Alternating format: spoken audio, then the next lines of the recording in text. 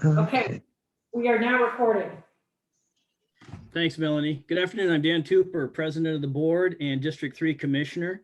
This is a special joint meeting of the Jefferson County PUD Board of Commissioners and the JPUD Citizen Advisory Board. Per the Governor's Extended Proclamation 2028, and in response to the COVID-19 pandemic, Jefferson County PUD is no longer providing an in-person room for meetings of the BOC. All meetings will be held remotely via Zoom until otherwise informed by the Governor. Participant audio will be muted upon entry. Please unmute at the appropriate time to speak.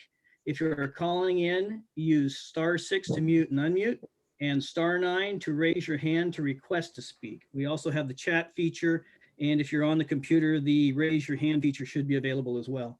So with that, I'd ask for introductions of the Board of Commissioners. Kenneth Collins, Commissioner, District 2. Jeff Randall, Commissioner, District 1. Thank you. We have a quorum, and I will at this time throw it over to Jessica Dillon, the CAB chair, for introductions and pick up her agenda from there.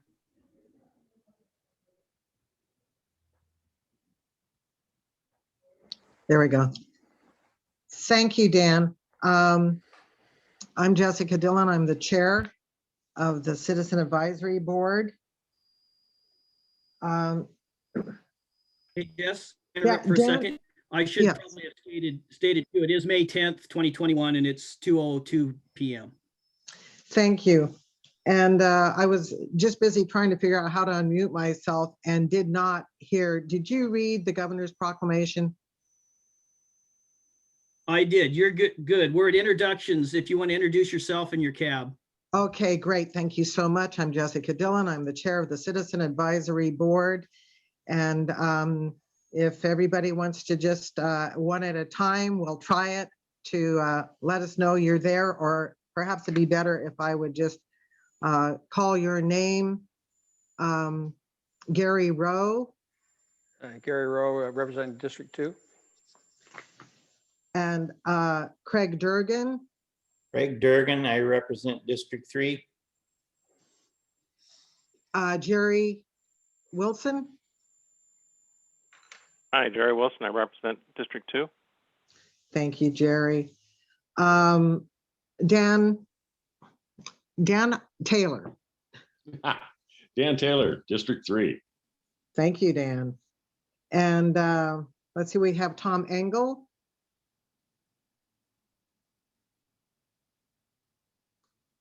And I saw Tom earlier. I'm not hearing him.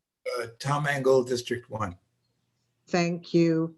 And we have also, let's see, I really should have my list here. I apologize. From District 1, we also have, is Seb Ebert here? Nope. Okay. Yeah, I don't see him listed. Okay. And one more from Kellen Lynch. Yep. Hello, everyone. Kellen Lynch from District 1. Okay. And is there anybody that oh, I'm so sorry, Bob. From District 3. Bob McCauley from District 3. Thanks so much, Bob. So it looks like we do have a quorum, and we'll move on now to the approval of the agenda. I have one change to make to it is we will not be having a discussion on the minutes as we don't have minutes presented before us. Cammie's suffered from a back injury, so we will be looking at those at another meeting. However, they are accessible to the public on the PUD website, not the minutes, but the actual recording of the meeting. I would like to, since we aren't discussing the minutes, I would like to move from position 12, communications, to position 5. There's a brief discussion I'd like to have on that. Does anybody else have anything that they would like to change to the minutes? So Justice Commissioner Tupper. I would like to note also that Don McDaniels is present, as well as Kevin Street and Melanie Patterson. I wouldn't mind us moving the GM report ahead of the BOC report. Just swap those two if that's okay with Kevin. because I'm not sure the commissioners what kind of report, if we all have different ideas, maybe once Kevin goes, that'll limit how much BOC reports needed. And because Gordon's here to present, we'd like Gordon just to jump off first, so.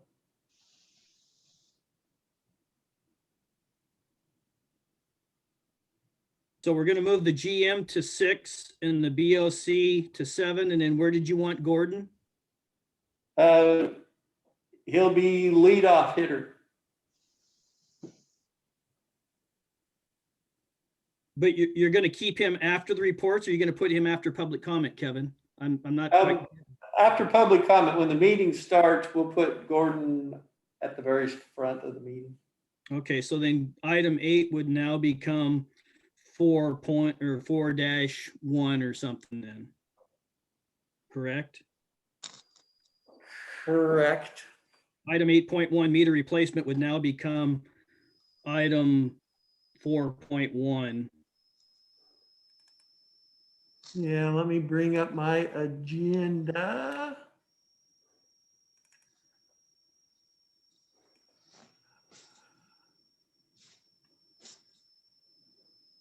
Dan, I think that would actually become item 5. And then the communications would become item 6. The GM report would be item 7. And the BOC update would be item 8. So moved. Perfect. Okay. But actually, one of your. I'll do a second. I'm actually going to have to have someone make a motion. Jessica, I move adoption of the agenda as revised. Second. That was moved by Gary Rowe, seconded by Dan Taylor. All those in favor say aye, or raise your hands, I guess, so we can see you all. Okay, great. It looks like it's unanimous. So let's move on with public comment. This public comment period is up to 15 minutes. It's for any items not on the agenda during the meeting. The chair may also permit public comments on other discussion items. Each speaker is limited to 3 minutes. Do we have any public comment? I didn't notice that we had, well, I see Tom here, but going once, twice. If you're not seeing any hands either, then we should go ahead and move on to item 5. Gordon, it looks like you're up. Can't hear you, Gordon. Can you hear me now? You're golden.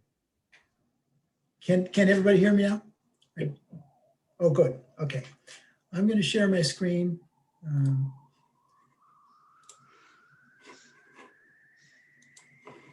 This will be similar for those of you who were at the Board of Commissioners meeting a couple of weeks ago.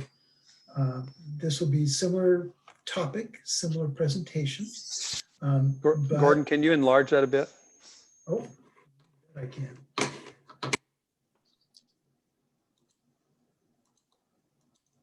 Is that better? Yes, thank you. Okay.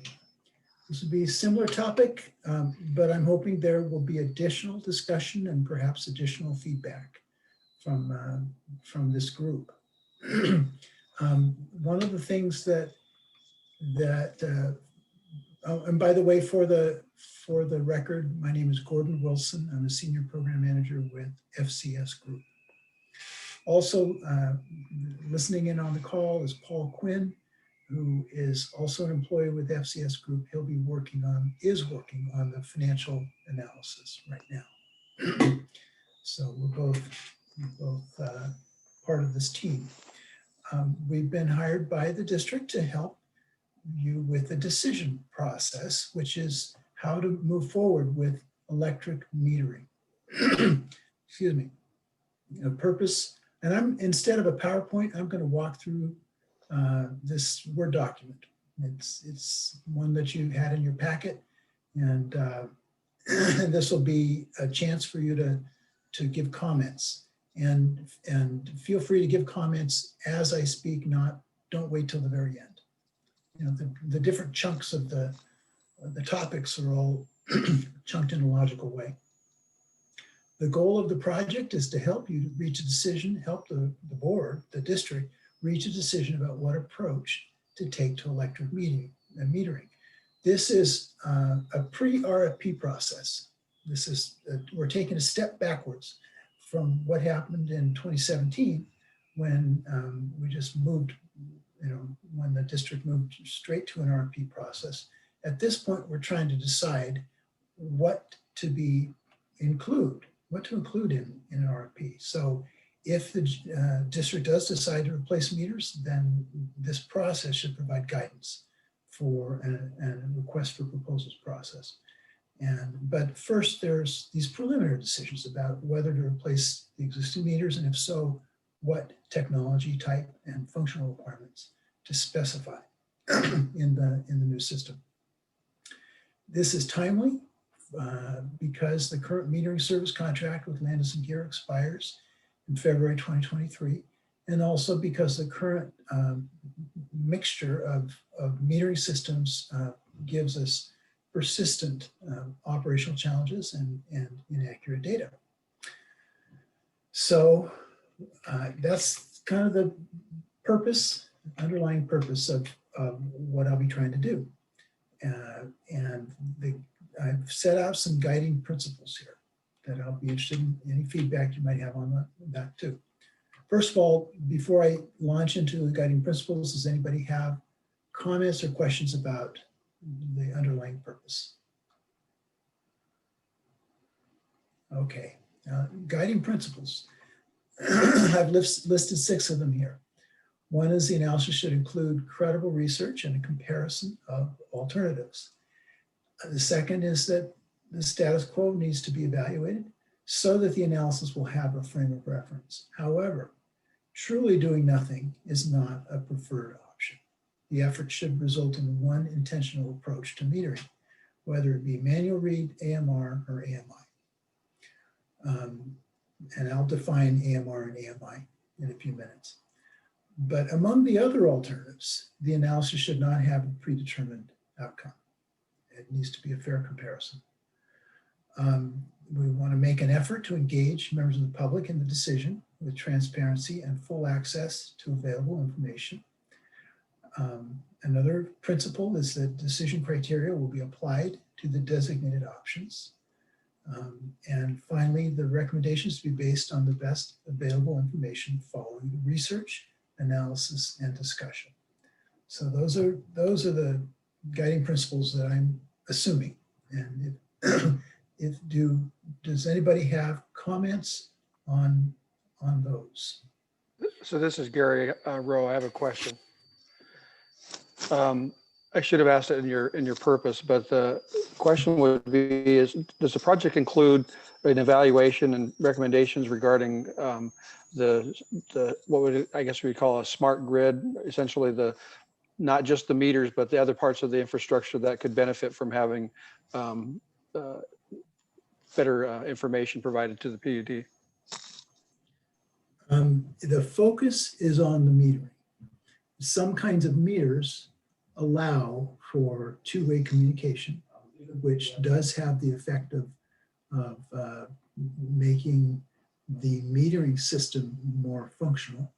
I guess my further question, I guess, I was thinking more in the terms of the PUD has a desire to have more interaction with other parts of their system, not just the meters. I just was curious if that was going to be part of the project. Now, it doesn't sound like it is. Thank you. Okay. Excuse me. Sorry for the clearing my throat. Are there other questions about the guiding principles or the purpose? All right. Now, there are a couple of pages of background, and this captures my understanding of the situation. We currently rely on about 19,500 meters. It provides data for account billing and system management. And there are two main groups of meters with different capabilities and limitations. The legacy meters, the ones that were in place at the time that the JPUD took over the electric system from Puget Sound Energy, 2013, are Landis and Gear meters, about 16,300 of them left.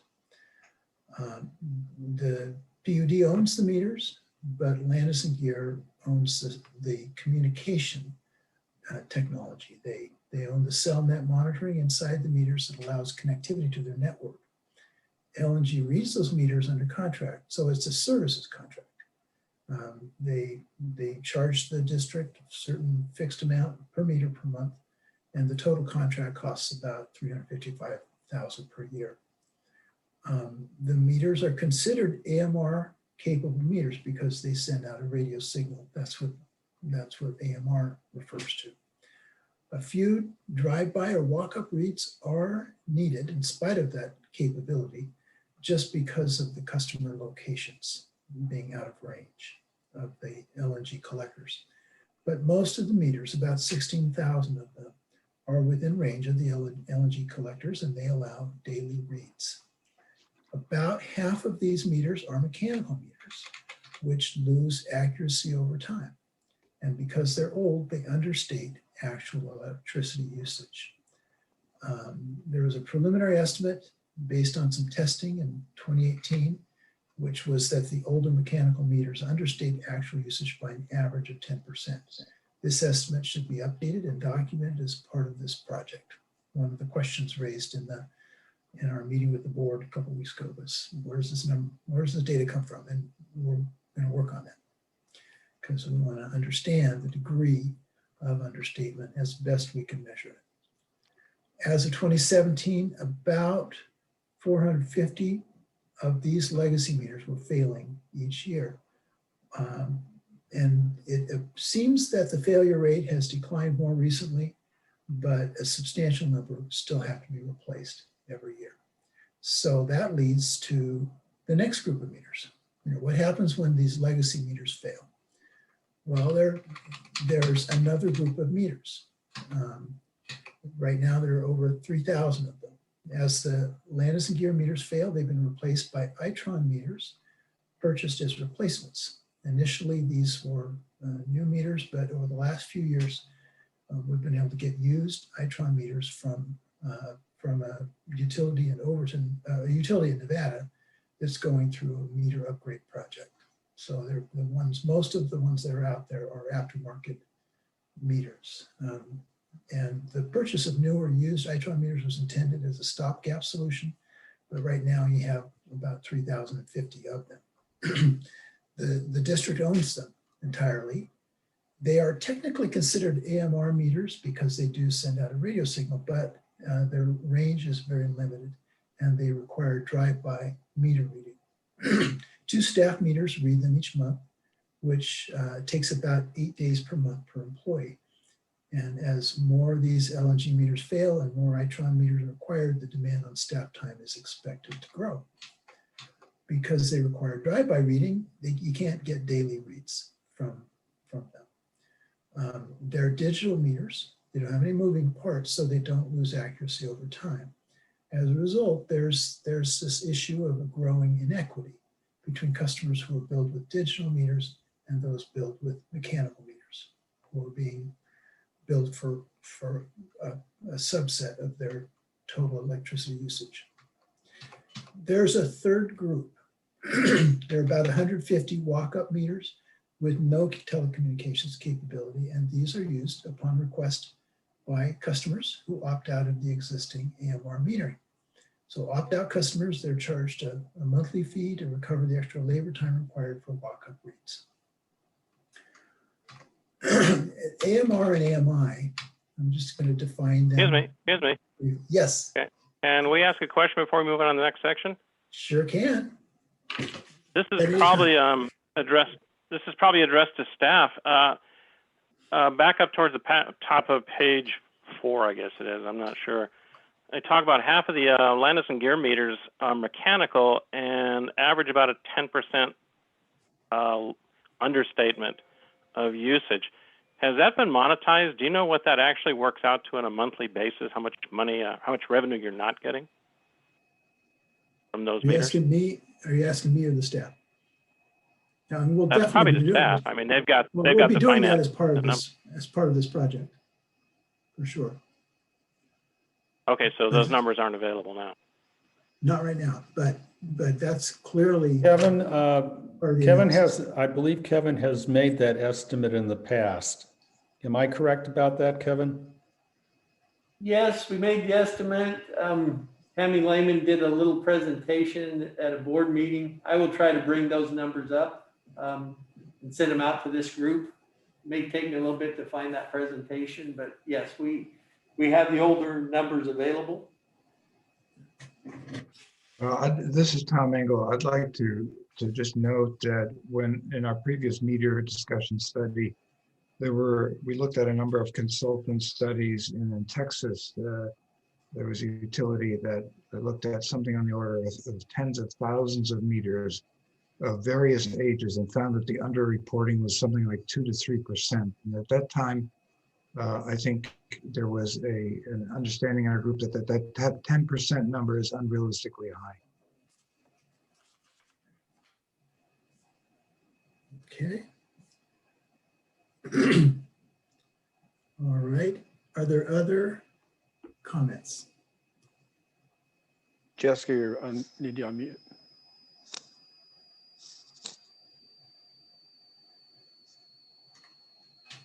There we go. Okay, thank you. I just wanted to comment on this because you, Gordon, you mentioned when we were covering this part that had been questioned at a prior presentation, and that was something that your company was going to be working on to get us more accurate numbers on that. Is that correct? Yes, I mean, we're not metering experts. What I'll be doing is getting the source data. That's the thing I think I'll be able to do, which is to say, where did the 10% figure come from? Now, there should be some actual testing data. All right, and by the way, it's quite possible for a widespread average to be 2 or 3%, but to have any given population of meters to have a different percentage. So that by itself wouldn't surprise me, but I still want to see the source data. You know, we've got to know. The AMR stands for automated meter reading. It uses one-way radio communication. It's an older technology, but it's more advanced than manual read meters that require a person to walk up and visually take a reading on site. Depending on whether it requires drive-by reads or not, AMR can be an efficient way to do one thing: measures electricity usage for the sake of calculating customer bills. AMI, there's a newer class of meters referred to as AMI, which stands for Advanced Metering Infrastructure. AMI meters have two-way radio communication capability, so they're not limited to measuring electric usage for billing purposes. They can also be used for operational tasks, such as remote disconnects and reconnects, outage notifications, on-demand reads for people moving out or moving in, daily reads that allow customers through an app to track their own usage, power theft notification, hot socket detection to minimize fire risks, and notifications of low voltage. It basically gives a better view of the system. Gordon, could you pause for just a second? One of our cab members is trying to join and needs to be let in. This is Jeffrey. Well, Kevin, could you please let Seb in? He's trying to join by Zoom.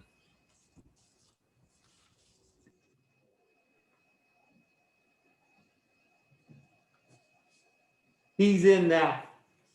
Hey. Thank you. You're welcome. In general, the two-way capability of the AMI allows more efficient operational control and a real-time view of system demand, including problems and anomalies. So it's a more sophisticated type of tool.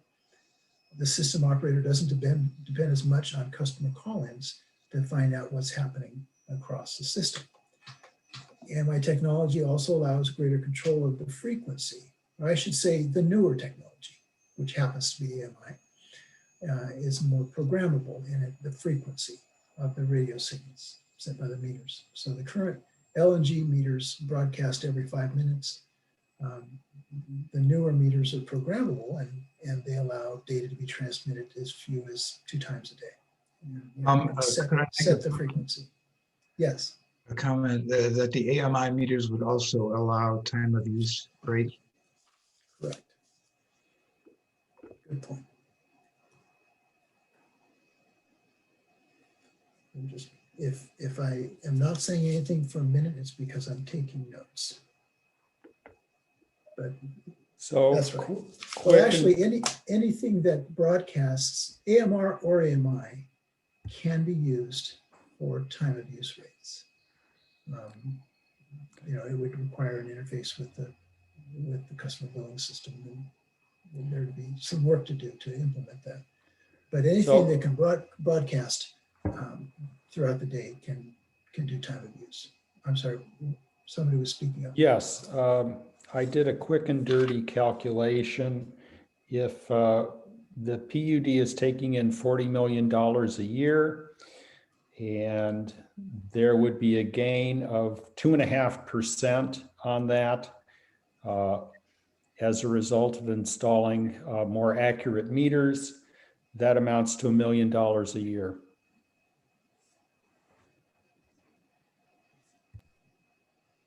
Okay. But don't hold me to that. Yeah. But We'll test that. For the purposes of this talk, though, we're talking about just the electric meters, not the water meters, correct? Because there's 5,000 water meters. This is just electric meters. Yeah, I was just trying to clarify. Right. Dan, your sound is fading in and out. Maybe I was too far away. Is that better? Yeah. Yes. Yeah. So anyway, with programmable frequencies, the PUD would have the ability to reduce the total level of RF in the county. If that were a policy decision, it could be implemented with the newer meters. But could I ask another question on that? If they transmitted only twice a day, would that allow real-time time of use rates? Not twice a day. That's the trade-off. Okay. And so time of use might not matter as much for residential customers. It might very well matter for commercial. So I think that's an important point to hold, that the time of use capability would require more frequent signaling. Right. That's a trade-off. I will clarify that. For time of use, it depends on the meter you install, Tom. If you have memory in the meter, then you can still have time of use with the broadcasting out twice a day. There's a lot of moving parts, so you could still have time of use as long as the memory was in the meter. Thank you. Okay. Yeah, thanks, Kevin. I hadn't thought about that. Question from Seb Akert. Good afternoon, Mr. Wilson. Sorry I'm late to the meeting. Thank you, That's Jeff, fine. for letting me know what was happening. It's been a typical Monday over here with lots going on. So I'm intrigued with this idea of that Kevin just explained about being able to record somebody's readings throughout the day and then only transmit them maybe once or twice. I understand also that an AMI system relies on a mesh network where transmissions are carried from one meter to another to a collector meter and then are sent back to office for billing. How would that interrupt everybody else's desire to have a continuing monitoring capability of their meters? So in other words, if I choose to have my meter only report twice and I'm in a mesh network with other meters, wouldn't that stop the other meters from being able to, those clients to be, those owners to be able to get a time of use understanding on a minute by minute basis? Or would it just go around my meter? Well, my assumption is that when I said that the meters are, the frequency of transmission is programmable, I was assuming that that decision would be made on a system-wide basis, not on a customer basis. Okay. Yeah. Well, but excuse me, you know, that's even that just is an a little assumption. bit, a little bit of that is even programmable. You can have one meter that broadcasts out all the time. And now we're getting technical. It all depends on what kind of meter. But Seb, your meter would talk to Tom's twice a day. Tom would broadcast that out every minute. Okay. So you broadcasted yours. If you report to him in the hierarchy, when you can even change the hierarchy and have yours independent of his, but there are ways to do it. But this implies a more expensive meter though, doesn't it? With more features? To be determined, if I'm allowed to say that. Well, I mean, this whole thing is to be determined. That's why we're here. Yeah, you might not know without going through an RFP process. Mm-hmm. If you include certain features in the specs, and they can be plus factors or they can be mandatory factors, depending on the importance of a given type of functionality. Okay. The cost impact. Speaking of cost, if I may continue, and I don't mean to dominate the conversation, so tell me to shut up anytime. These sorts of AMI systems in our environment have had mixed results in previous requests for proposals. Some of them were very conservative in the number of collector meters that they had in the system, and some were they were all over the map. I think we had one system that was advertising 17 collector meters, another one that was well over 40. It's been several years now, but it seemed to me that without a radio frequency propagation study, we have no way of understanding how effective a system like this will be in our particular geophysical environment. Have you considered any of that yet in this proposal? But this isn't really a proposal. This is just information, correct?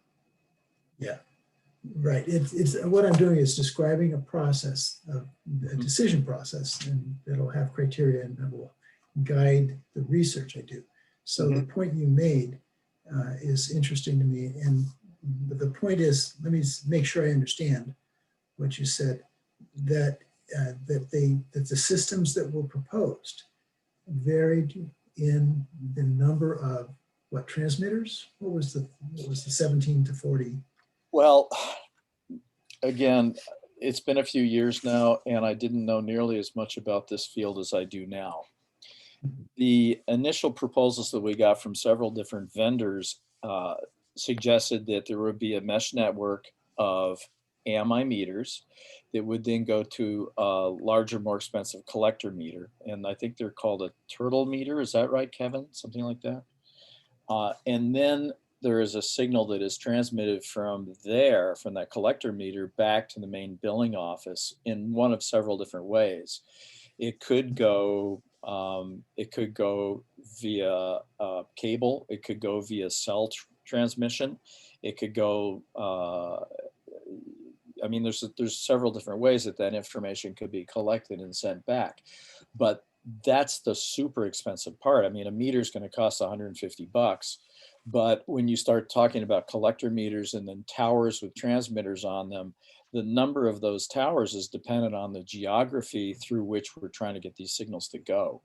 So it is in the expense and the rollout of the implementation of those more expensive components of the system that are the most expensive parts of it. That was one of the reasons why we decided to wait as a body to kind of explore this a little further in the future. It's still going to be a challenge to get something like this to work, no matter how many of these things we put in, because of the topography and all of the trees. I mean, we love trees, but they sure get in the way of stuff. Okay. Jessica, Dan Taylor had his hand up a minute ago. Yeah, still do. It just seems to me that the whole AMI system requires that there be a whole bunch of data collected that may or may not be necessary. It looks to me like you're looking at a tremendous reservoir to absorb all this data and keep track of it.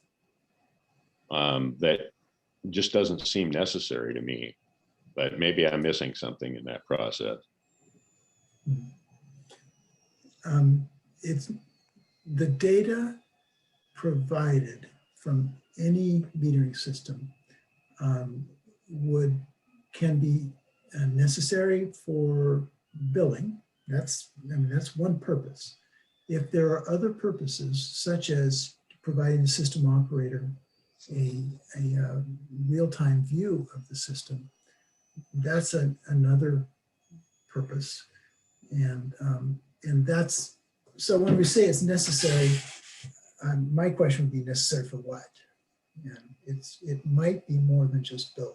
Well, I guess the point I was trying to get at was that while there will be at least some people who would be interested in hourly or at least daily usage, I don't think the vast majority of us are going to have any real use for that, or even look at it after the initial period. You know, it's not something that a whole lot of people are going to be interested in, I don't think. And so is it really worth having? Well, it is if it's operationally enhancing, but it's not if it's just something that people are going to look at for a second and throw away. And then the PUD is required to keep track of all that data forever and ever. Okay. I'd like to make a comment. I think I'd like us to focus our attention on this process, and we're not debating at the current time whether AMI or AMR or dumb meters are the appropriate choice. That's not what we're trying to do here. I think Seb's point is valid in the sense that what he's saying is that cost is a consideration. So it seems like if we are launching a study to determine which of these alternatives is going to be chosen, we do need some sense of the relative cost of these systems. But I think the privacy issue and so forth, those are all things that we can talk about later. And on that note, I just want to remind Jessica, we are 40 minutes in, so I don't know if we're ready to move on, if Gordon has enough information off of those topics or not, but. Well, let me keep moving it. Just to refresh your memory, back in 2017, the staff went through an RFP process to replace all the meters with a single type of meter with the AMI technology. The board decided to hold off on that project, and this project, the current one, is an attempt to step back from an RFP process and first examine the preliminary questions. The preliminary questions, which is should the meters be replaced, and if so, with what? The 2017 effort gave us some useful information about potential vendors, options, and costs. And JPUD also received unsolicited proposals from 2 firms this year, or I think it was 2020, for replacement metering systems, which gives us further information about options and cost. And as Seb pointed out, when we talk about a meter replacement program, it's not just decisions about the meters themselves, but also the communications technology that allows the meters to send data to and from the PUD office. So that's the kind of background section. Before I move on, are there other comments about kind of the basic factual background, how we got where we are? Tom, do you still have your hand up? No, sorry. All right. The next section is alternative approaches that we'll be evaluating. And when we do a comparison, certainly for the cost comparison, we're going to be looking at all four of these. The first one is status quo, which is to continue the current mixture of metering systems with limited annual meter replacements and a continuation of the service contract. If a service contract might even be available, don't know. This is the frame of reference. The do nothing option is the way we evaluate all the other options. Then there are three other options: full meter replacement with manual read system, full meter replacement with AMR, and full meter replacement with AMI. We're assuming about a 3 to 5 year rollout period with whatever type of technology is chosen. For option 2, which is the manual read, I'm assuming at least that the manual reads will be done by district employees. There could also be a self-read metering option that came up in the last in the board meeting a couple weeks ago, but it's more likely to be justifiable based on remoteness of the customers. But so it's not likely to be an entire system, but it could be done in conjunction with other approaches, maybe. The AMR and AMI options require consideration of more than one way to provide the service. And there are choices in the communication technology, and there are choices also in the business configuration. The communication technology can rely on existing cell networks or mesh networks or a hybrid. The district can, on the business side, district can buy its own equipment, or contractor might own the equipment, and the O&M might be either contracted or done in-house. So now these options are particularly true for AMI. It's the most current type of technology. It might also come with the greatest variety of technical and business configurations. So for the financial analysis, which we're already starting on, by the way, we're working on it now, it might need to explore sub-options as part of deciding whether to install AMI at all. But even if we look at sub-options, we're going to try to bring it back down to the AMI versus AMR versus manual read kind of question versus status quo. So the sub-options might give us a range of costs. The 2017 proposals give us good information about the types of AMI configurations that are available in the marketplace. Marketplace availability is a key issue here. I didn't put it in the criterion because it's kind of assumed that if you can't get it, you can't install it. But depending on what's available, part of what we'll be doing is calling around to say, do you still sell AMR? Do you still sell manually? And if there are, then good, we've got a marketplace, we can compare it. But if they're not, then we don't have that as a realistic option because they're not current types of technology. So there might be fewer options available in the market. Gordon, you have a question from Dan Tupper? Yeah, other questions. So this is a question from my fellow commissioners, and I know it's it's early in the process, and relating to what someone said earlier about we're just looking at this RFP. It might be helpful at this point for a little bit of guidance from the commission if we know we're not going to do a couple of these options, like the status quo or the full meter replacement of the manual reads. It might be helpful to save time, energy, and money to kind of get a consensus on that. Commissioners, any thoughts? Yes. The question was raised by Gary Rowe early on about whether smart grid would be this particular process. And my understanding is that one of the basic components of a smart grid is AMI meters. That being said, I think we have to consider to take a fully honest approach to this. We have to consider the various options, understanding that each option has its advantages and its limitations. So I want to have this process look down the road 5 to 10 years, considering where we might be if we took any of the options. That would be my desire, but at this point, I don't think it would be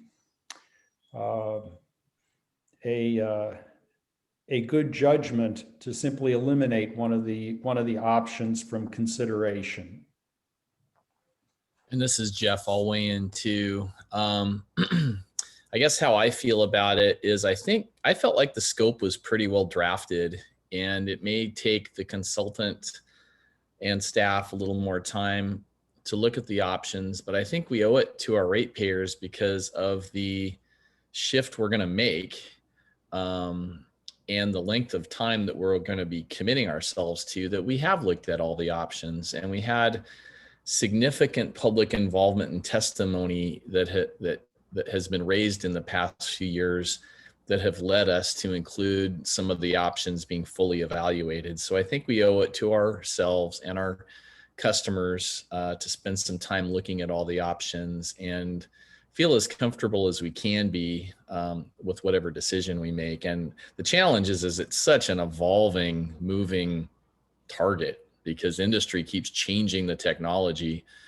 And I guess the one thing I wanted to throw into the mix in rereading the report or the proposal was that whatever option we choose, I would like us to consider trying to minimize the amount of money that is leaving the county on a regular basis once we implement a new meter system.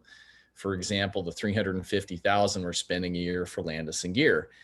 And again, this is a system we inherited from Puget Sound Energy, and Puget Sound Energy had their own motives for the decisions they made. Probably lowest costs, I'm guessing, over time was their issue. Whereas for Jefferson PUD, one of our DNA factors is we're trying to reinvest in the county and create jobs. So one of the things I'll be looking at is to what extent, whatever the system is, that maybe not the lowest cost should always be, lowest operating cost should be the deciding factor, but part of it should be investing as much as we can here, whether that's staff or whatever, that we're keeping the money from the metering side of our business invested back in the county as much as possible. But I'm with Ken. I think this proposal has been well drafted, and I'd like to see it run the course. And I look forward to the analysis of the options. Thanks, gentlemen. No, I just wanted the cab to hear that that board perspective. I don't disagree with any of my other two commissioners. I don't look at this as a cake already baked. It's a process, and so I just wanted them to hear our perspective on this and understand that once we complete this meeting today, whatever decisions may or may not get made, there's like a 2-month window for the cab. So I think all the information we can give them and insight we can today, the better off they'll be with whatever is decided. All right. Other comments? Oh, I'm sorry. Go ahead. No, I said back to you, Gordon. Okay, great. Criteria for choosing an approach. And by the way, under one of those principles that I said, we'll use criteria. I did not say. Gordon? Hello? Yes. I think Seb has a question. Oh, okay. From the previous. Yeah, it's just brief. Kevin, thank you for your attention. I just wanted to stress one concern that I think a lot of us are beginning to be a little bit more aware of, and that is how systems can now be hacked from afar. And I would really love to have a system, no matter what we decide to do with it, that is very resilient against those forces that would take us down. So just keep that in mind also. Thank you. Yeah, and actually that's getting us into criteria. Okay. Good point. That came up a couple of weeks ago too. Resilience against hackers. At the very beginning, and let me just, under the basic principles, I said decision criteria will be applied to the designated options. I did not say quantitative criteria. So I'm not promising to have a certain number of weighted points for this or that or the other. My experience being on the other side of decisions like that is that the quantitative, you can only quantify so much. And the reality of decisions is more complex than can be captured in a scoring rubric. However, if we are not quantitative, then we have the burden of explanation. We have to be responsible to explain why.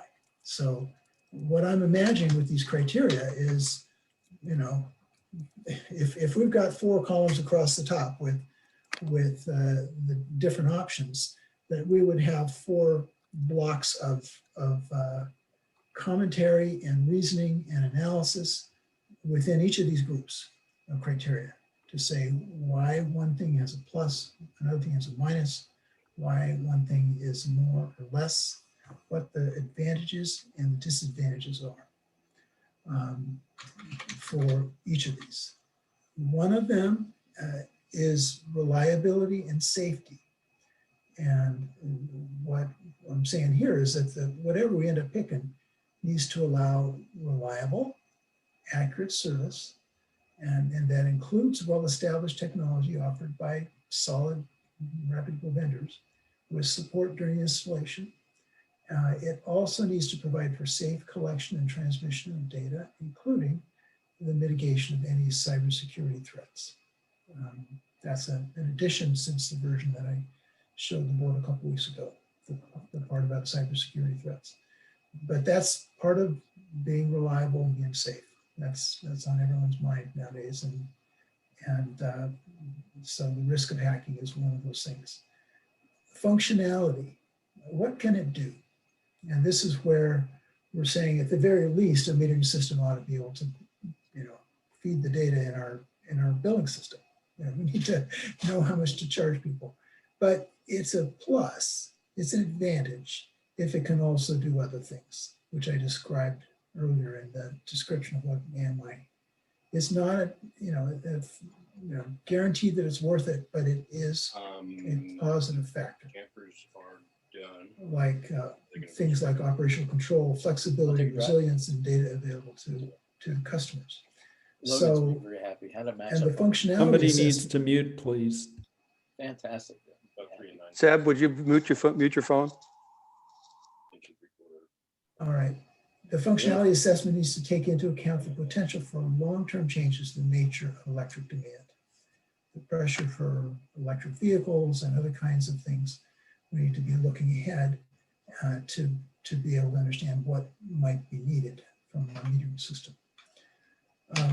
Compatibility is always an important consideration. It's whatever we choose needs to be compatible with our billing software, both as it exists right now and any changes that we can anticipate from the vendor. And if it's possible, it should also allow compatibility with future investments in the water metering system. That would be a plus, not a mandatory. And then the obvious one, the big one, is cost. So that shows approach to metering should be available for a reasonable and affordable cost. Now, I'm not saying minimum cost. There might well be other reasons to choose something that's higher than the minimum. But again, we have to be able to articulate those reasons. The advantage of when you're doing a decision analysis, you want to push as many things into the quantitative as possible, and then you want to push as many quantitative things into dollars as possible. The reason is that dollars can be compared. And quantitative can be compared, but only like for like. Dollars you can compare, in a very broad sort of way, including comparing today against the future. That doesn't mean that's all you care about. It just means that the intangibles are residual decisions. You assign value by comparing your costs and then saying, if I think this other thing is worth the higher cost, here's why. So that's the approach to cost. We're going to look at the total upfront installed cost, the ongoing O&M costs, and projected meter replacement costs. And we're planning to have a forecast horizon that goes beyond the expected useful life of the meters. You know, at least 20 years. But if somebody can make a convincing case that a meter will last 20 years, then I'll take the forecast up to 25 years. I want to get a second cycle of replacement of capital investment into the forecast before I'm confident that the numbers are being compared fairly. So those are the criteria that I'm proposing. Do we have any questions about them?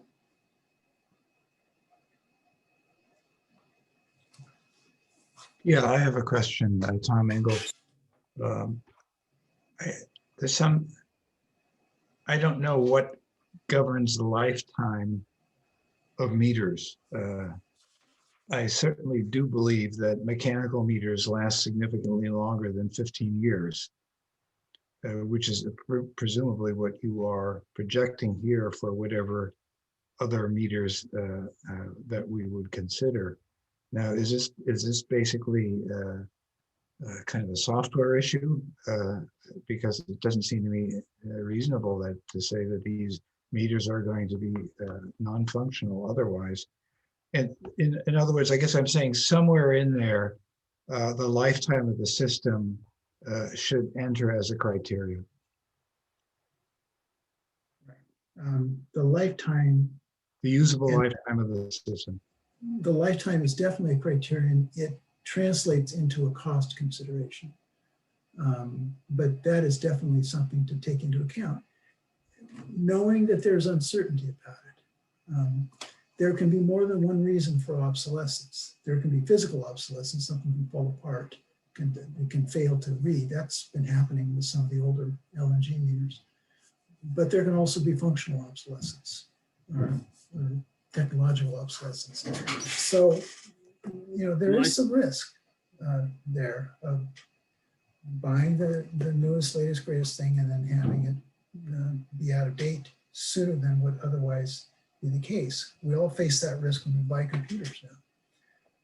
But at the same time, that's a realistic part of the environment we live in. And if we choose to go with technology that offers certain advantages, then there is also a risk of functional obsolescence in the future. So I'll be looking at that with a critical eye, even though I can't give guaranteed answers. I'll just be researching and coming up with my best honest estimates. Other questions? This is Gary. I have a question regarding, and maybe it's a part of the cost question, but do choices in the meters or make a difference in the overall consumption that the customers have as part of the overall system? And if so, should that be part of the criteria for choosing an approach? That's a good question. I think the accuracy might, at the margins, affect someone's choices about consumption. Time of use rates, if they were to be implemented, might make a difference to some customers' usage patterns. I don't know how much, you know, price sensitivity is, or price elasticity is a tricky thing to measure. There are studies that evaluate it. I haven't done that research for electricity. I have for water, and the economic studies vary pretty widely in how much people's usage choices vary with the price.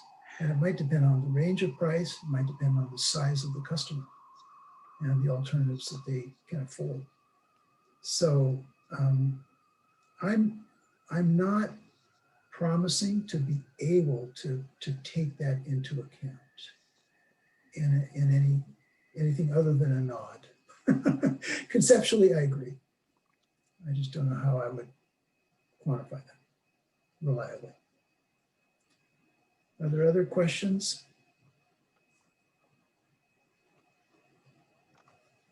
All right. roles and responsibilities. The staff's job is to provide information to me and to Paul, and to help. They'll also be doing some of the research, and they're responsible for prepare staff recommendation to the board about the end result. If the board chooses one of the meter replacement options, then the staff will be responsible for managing the RFP process.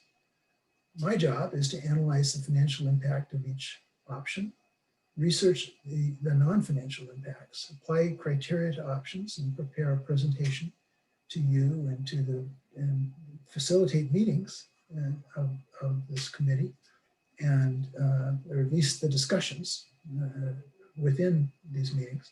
Prepare a presentation and a report containing the recommended approach. And then if the board decides on a meter replacement program, we would not be involved in a follow-up RFP process. So that's outside of my scope.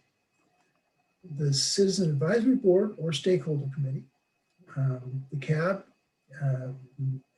subject to direction from the board and interest on the part of the CAB, you might be part of a separate stakeholder committee to review this decision, or you could serve as a stakeholder committee yourself. So I'll use the terminology for stakeholder committee, even though it might end up being the CAB. But the people who are involved in the process need to be willing to meet and do your homework, review the preparatory materials, ask questions, and offer your perspective to the staff and the board about this question.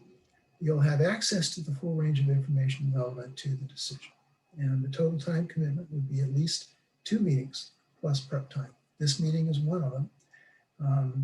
If all goes smoothly, then there could be potentially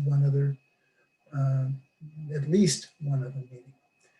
If requested by the board, stakeholder committee members may be asked to conduct further review or participate in additional meetings. So I'm not putting a cap on your time commitment, but there is a time commitment there.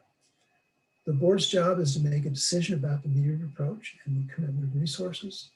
And that's based on the analysis, my recommendation, the staff recommendation, and stakeholder committee input. And depending on the board's decision about the approach, they may also need to make the final selection of a vendor after an RFP process. Before I get into the tentative best case scenario schedule, any questions about the roles and responsibilities? This is Gary. Go ahead, Tom. Thanks, Gary. Well, if, for instance, are we going to decide, or the Board of Commissioners going to decide at this meeting whether they want the CAB or a separate stakeholder committee?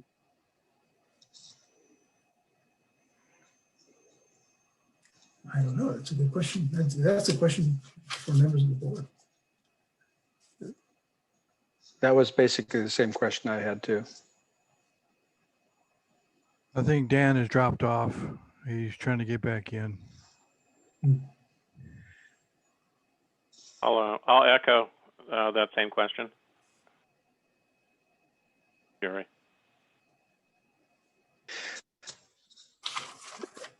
And if it had been mentioned at this last presentation to the board, I believe it was Commissioner Tupper had suggested that the entire CAB should take this up as opposed to having a subcommittee on that. So I would like to hear what the board members collectively have to say about that as well.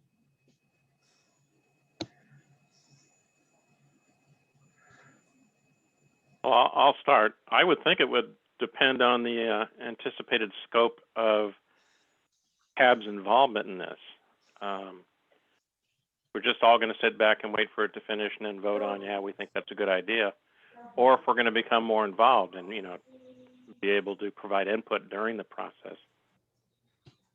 That's a lot of people to, there's a lot of meetings that may be hard to get everybody together for that. Commissioner Collins, were you going to weigh in on that question? Can you please paraphrase the question? Well, I'll just say it, and Tom, you can jump in there. But what I heard the presenter say was that what's been outlined is a citizen advisory board would be take the place of the stakeholder input for this process. The question is the board of commissioners going to have a separate stakeholder input process, or are they seeing the citizen advisory board providing the stakeholder input for the decision-making process? I would not see necessity for creating an additional stakeholder board. I think actually the Citizen Advisory Board is fairly representative of diversity of views from the community. And I would see them as being an important part of the process as it goes forward. That's my perspective on it. And I'll chime in. I tend to agree, and we have a number of CAB members that have been involved in the CAB, either as CAB members or as the public, while this meter discussion has gone on over the years. So I think the knowledge that a number of the CAB members have is valuable. I think anytime you have a public entity take on something that a number of members or a significant number of people in the community have an opinion on, that the public involvement aspect can evolve over time. So as we move along and we're hearing more information, and maybe our options are narrowing, and maybe our information of costs are becoming clearer, and we're getting more details about what we're looking at, and I would expect we're going to have more people showing up to meetings, and they're going to be interested. So it's very possible that the folks wanting to get involved are, vary, and they may just be members of the public versus people on the CAB or the board. But I feel generally too, that I think the CAB I'm glad the CAB is here to hear the presentations and hear the issues now, and we'll hear the information with the board as it gets developed by the consultants. So at this point, I also don't see the need to create a third stakeholder group. My interest in the public involvement may change as the issues change and we move along, but I think we've been at this long enough. Eventually, we got to make a decision on these meters. We've got an old agreement with Landis and Gear. And by the way, Gordon, you probably should change the spelling of gear in your report. It's G-Y-R, not G-E-A-R. Oh, you are right. Yeah, just to show that we know what we're talking about. Yeah, sure do. That was probably a trick just to see if you're paying attention. But I feel good about, we should use the tools we have, and the CAB is a tool we have, and this is one of the things they're there for. So I concur. So Commissioner Tupper, I missed 10 minutes. I lost my feed and just now got back in. So if you could tee it up a little, it sounds like there was something about a third group to look at this. And from what I understood, if I was hearing this last little bit right, I don't think we need that either. That's why we're having the CAB look at it. But I would add, I don't think this is a subcommittee issue. I think this is a full CAB discussion for diversity purposes of the issue. Now, if there's something else I need to weigh in on, please let me know. And that was Commissioner Tupper, thanks for your response on that. And that was what I was trying to get feedback on from the other two commissioners with respect to that. And to keep in mind that whenever we do have a subcommittee, the subcommittee just studies things more in depth, and whatever conclusions they come to, they bring to the entire CAB for additional discussion. So it's ultimately going to be covered by the entire CAB. It's just a matter of, is everybody going to have the time to put into this, or would we be better served by having a subcommittee that would, as you would say, Dan, get into the weeds and then bring back the information to the rest of the CAB? Jessica, I think Craig had his hand up. Tom has his hand up, I see. I don't see Craig. Yeah, I had my hand up. Okay, thanks. I'm looking where they have the little icons of the hand, and so I didn't see you. I'm sorry. Well, it doesn't, I don't see where I can do that with this current thing. Anyway, I'd just like to say, I think if we just follow our normal process, the subcommittee can look at this and then make recommendations. It may take more than one CAB meeting for us to make a final decision. But I think that the way we've been doing it is appropriate. I'll add one more thing too, and Craig mentioned the current process. I don't know if you'll get a balance, if there's an imbalance. So again, this is something I brought up before. I definitely would like to see, if this goes to a subcommittee, a minority report as part of that presentation to the full CAB, if we're not going to use the full CAB. Yeah, I'd like to comment too that I don't think it's realistic to say that the CAB would need 2 meetings, one of which is this meeting. I think considerably more time will be required. However, I think the hot button issues that came up in the last consideration, to name the elephants in the room, were kind of the health effects of radiation and privacy. And I think that there was a lack of understanding of how many people felt really disturbed by the radiation. And I would like to note that only 150 people have signed up for the opt-out option, which is fewer than 1% of the total meters on the system. So that I would view that as the benchmark as to what the concern is about radiation. I would agree with that, Tom. I concur also. I don't think radiation is as big of a concern as some people were making it out to be.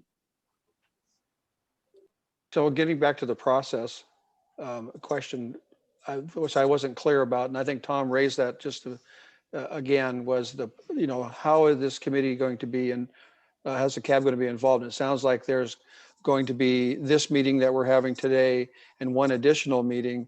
And so I guess I'm trying to understand what it is that we will be, if we have one more meeting to weigh in on this recommendation to the Board of Commissioners, what is it that we're going to see in another meeting, and what it is that we'll be providing input to the commissioners on.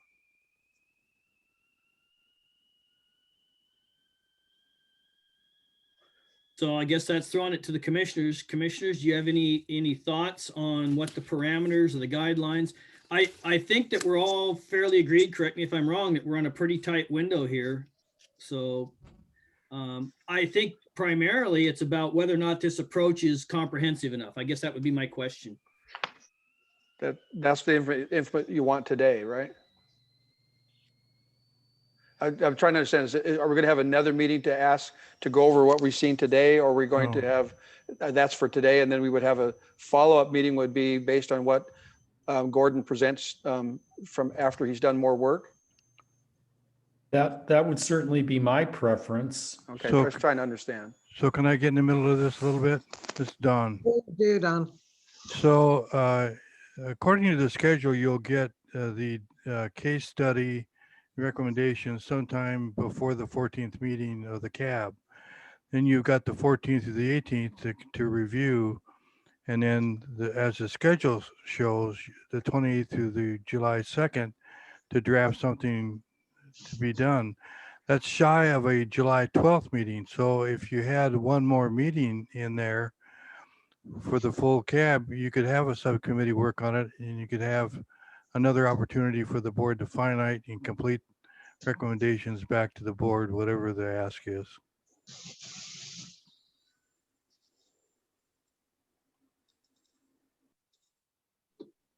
Does that make sense to everybody? Because it sure makes sense to me. Makes sense to me also.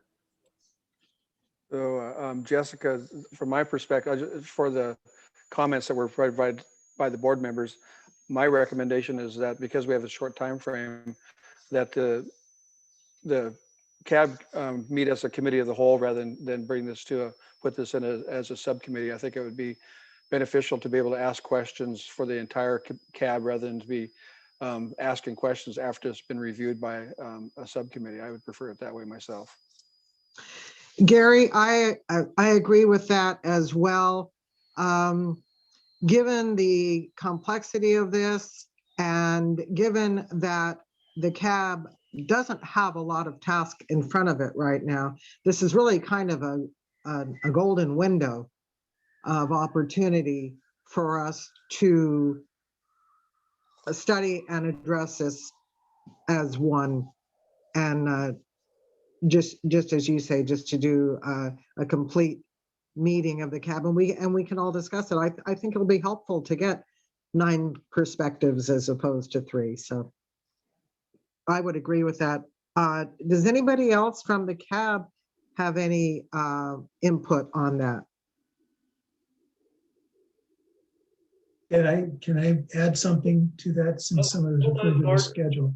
I'm Hold sorry. on. Okay. Dan Taylor has his hand up and Tom has his hand up. Jessica? Okay, yeah. I don't know who had their hand up first. Looks like Dan's the only one. Okay, Dan. Well, if this is the scope that we're going to go with, and it appears to me that that's what we're doing, then we ought to just keep it within the full body of the CAB, as has been suggested. It looks to me like, unless I'm completely daft here, and I may be, there isn't really much more that the consultant is going to do. The basic parameters are set, right? So they're just going to lay out with a little more detail what we got. So this is Jeff Randall. I was curious if Gordon could weigh in on that a little bit, just talk about maybe what he sees the deliverables being within the time frame that the CAB would be reviewing this. What additional information and conclusions or analysis, Gordon, do you see you bringing, just so that the CAB has a better idea? Deliverables from me to you or from you to the board? From you to the CAB, because I think the CAB is trying to understand what information they're going to be presented so they can understand what options and deliberations they might be having. So if you could just talk a little bit more about what additional detail you see yourself generating. Right. I'd be happy to do that. And that actually leads to the comment I was going to make just a minute ago, which is I described this tentative schedule as a best case schedule because it's always possible in any difficult decision for there to be a need for more discussion, either within the CAB or from the board.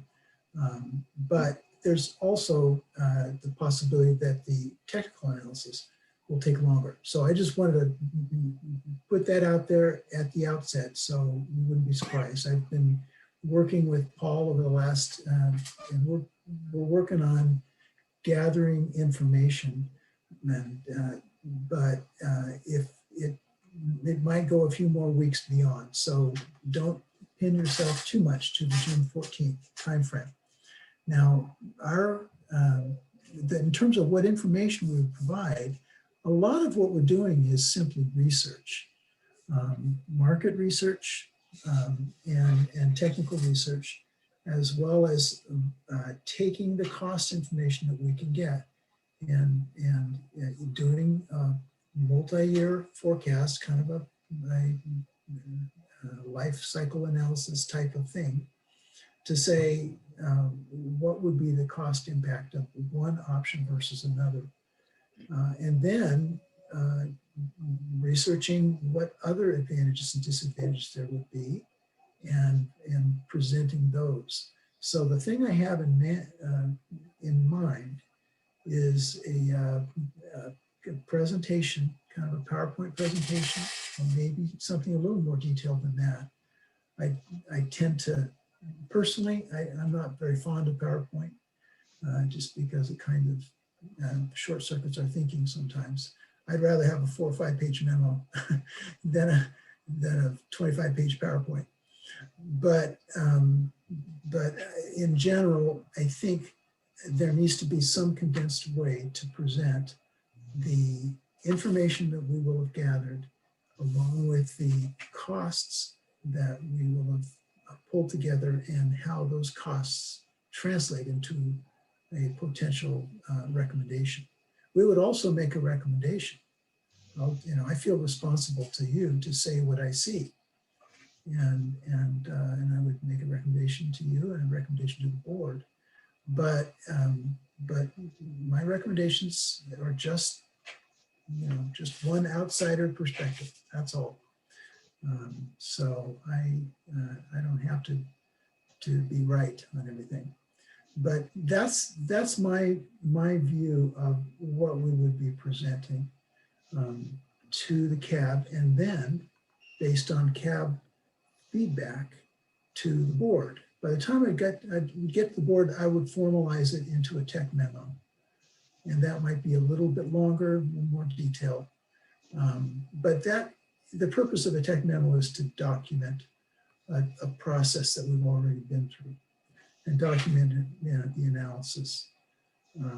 So that's what for the CAB, I'm envisioning either a PowerPoint or a 4 to 5 page memo at a summary level. And then for the board, after we get the feedback and comments, and then I'm imagining maybe a 10-page tech memo for the board, something to analyze the pros and cons of the decision and say, here's what we recommend and here's why. And the why is one of the most important parts of it. And it's also an important part of the CAB feedback for the board also. It's not, the goal is not necessarily to get, for any given person to get your way. The goal is to improve the decision. That's my goal too. I don't necessarily have to get my way. I just want to improve the decision, and the board is the decision maker.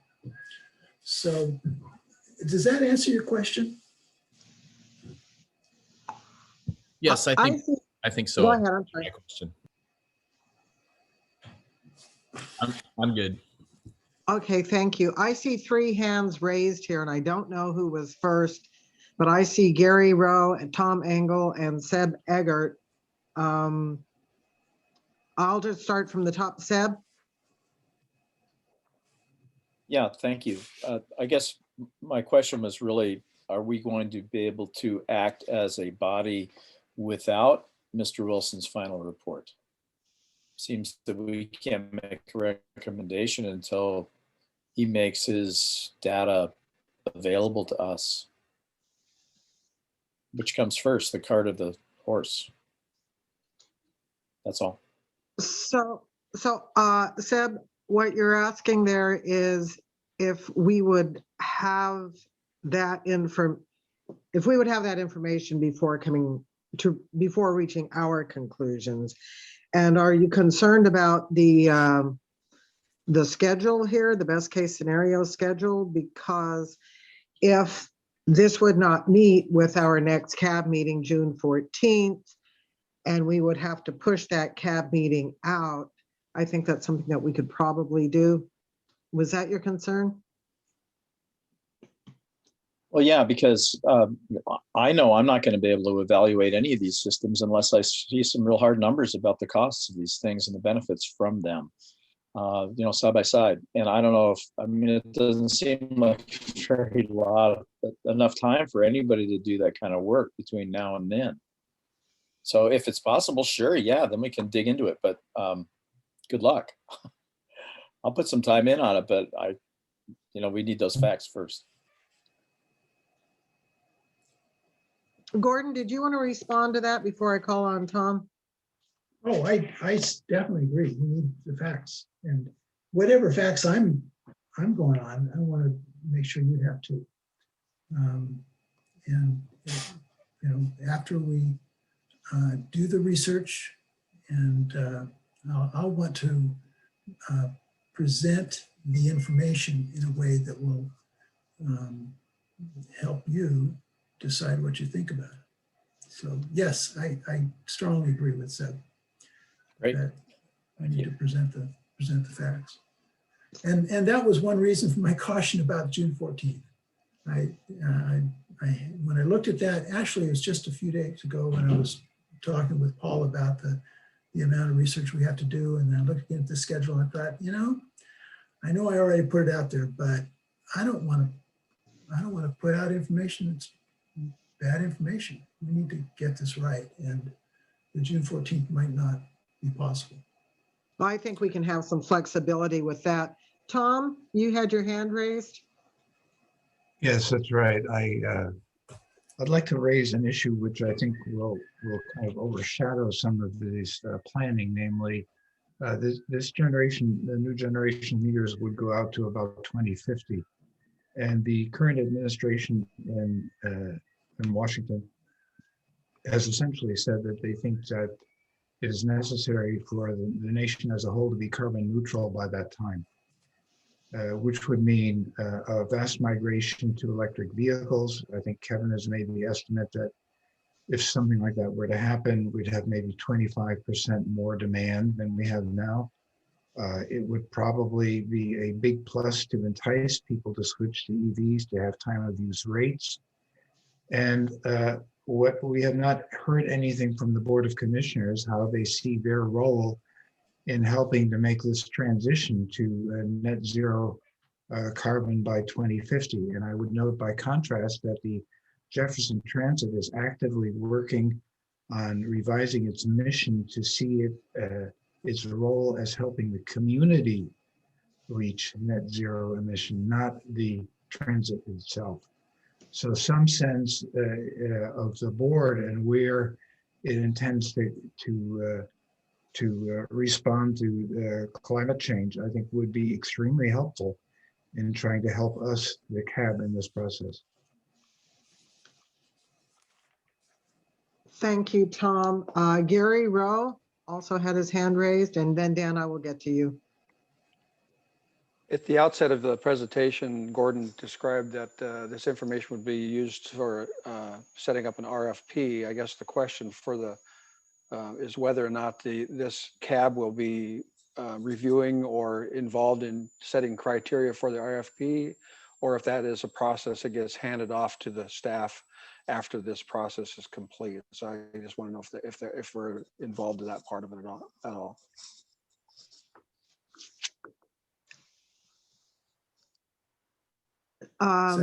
Is that a question for me or for the board?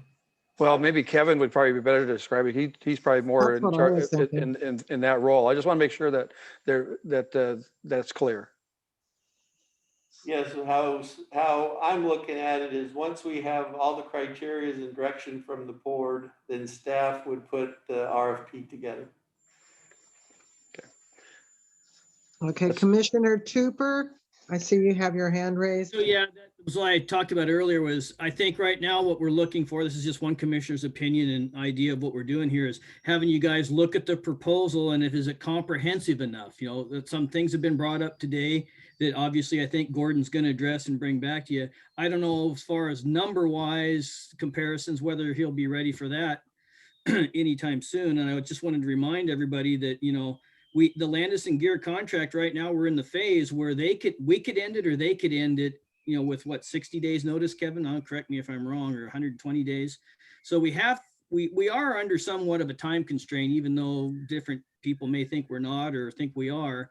That's one thing we need to keep in mind, is that we could find ourselves in a situation of having to make a decision, you know, because it gets made for us to a certain extent. And then the other is we're getting into, you know, by the time of this timeline we're looking at that's proposed, by the end of July, we're starting budget talks and negotiations for 2022. And it's nice to know whether we're working on paying consultants or we're working on capital improvement. So there is some, I hate to use the term urgency, but I think that's the term I'm going to use. There is some urgency by all parties involved here to kind of look at this timeline and stick to the one that was proposed. I'm not saying that's written in stone, but I do think there are other factors that we need to keep in mind as we do that. And obviously, yes, it's been stated, the board is going to have to make some decisions here pretty soon. And we're also working on strategic planning simultaneously, and the board has not been, you know, isn't even in that discussion as of yet. That's going to happen here pretty soon as well. So that might answer some of the other questions that came up today about, you know, what path we're looking at. So this is Jeff. I just wanted to weigh in real quick. I feel like somebody needs to kind of pull this back together a little bit. Don has commented on the schedule. Gordon has commented on the schedule. Kevin, I wonder if you could weigh in on this. Just, you're hearing what CAB is saying they feel they need. You're hearing what Gordon is saying he thinks he can deliver. Could you perhaps, Kevin, talk a little bit about the process and you ultimately are the one who brings the budget to us. Can you talk about how you see this working and what you think the bookends are in terms of the room and the process we have? So what I'm hoping happens is that Gordon and Paul have enough information today to get us some concrete numbers and a real hard starting point. That should be ready to go, and I'm just going to say mid-June, and we bring that back to the cab, and that is the next meeting. I don't know if we'll hit the 14th, but I do think we can hit the June timeframe close. So that meeting may go one way or the other. It may go another week out, but the next step has to be a presentation of the fact gathering and get that to everyone so they know how we're moving forward. So I do see the next key date is mid-June, presentation to the board on as many hard facts as Gordon can put together. Okay, and I'm hearing the cab say too, they need sufficient time to process information that's being provided to them if we want their analysis and their recommendations. So whoever is kind of pulling this together and communicating, I just hope they communicate with the cab, with Jessica, with Dawn, whoever, just so that everybody feels like they're getting the information in a timely manner and they've got time to review it before the meeting so that they can participate in a good manner. Thanks for that, Commissioner Randall. And I see Commissioner Collins has his hand raised. Yes. Two comments. The Landis & Gear contract expires in early 2023, if I'm correct. So I think coordinating this process so that the Citizen Advisory Board has access to the information before our next major discussion, even if that means things slipping by a week or two, is not, that's not critical if we have to change the date by 1, 2, or even 3 weeks. I hope we can stay on schedule, but again, we're not at a point where this window of opportunity is fast closing. We're not there yet. The second comment I want to make is that I know as an individual commissioner, I have stated in our board meetings, and I'm not alone in stating that we're trying to have our eye on the future. That I'm acutely aware that there is a mandate at the state level that we proceed towards being carbon free, and that the next major push over probably a half decade, if not a decade, is towards the electrification of transportation. And to manage the variation in loads, we need to be looking at having a system that can handle that. Otherwise, it's wonderful to have Victorian buildings downtown, but we do not want to have an antiquated electric grid and be using a technology that is not going to be capable of meeting demand. So I don't know how anybody can have the impression that the Board of Commissioners of this utility is not looking ahead at what the demands are going to be on our system. Otherwise, we would not be having this discussion today. Thank you, Commissioner Collins. Jerry's got his hand raised. Jerry Wilson.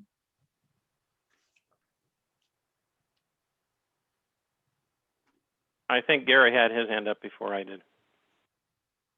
Okay, sorry. There, Gary? Yeah, sure, thanks. Tom raised a point earlier. I just wanted to make sure that understanding what's in the criteria for choosing an approach in the last line on functionality, you have the statement the functional assessment should take into account the potential for long-term changes to the nature of electric demand. My question, I guess, to the consultant is, will that address the question that was brought up by Tom and others regarding looking into the future as far as what the types of meters will be able to address?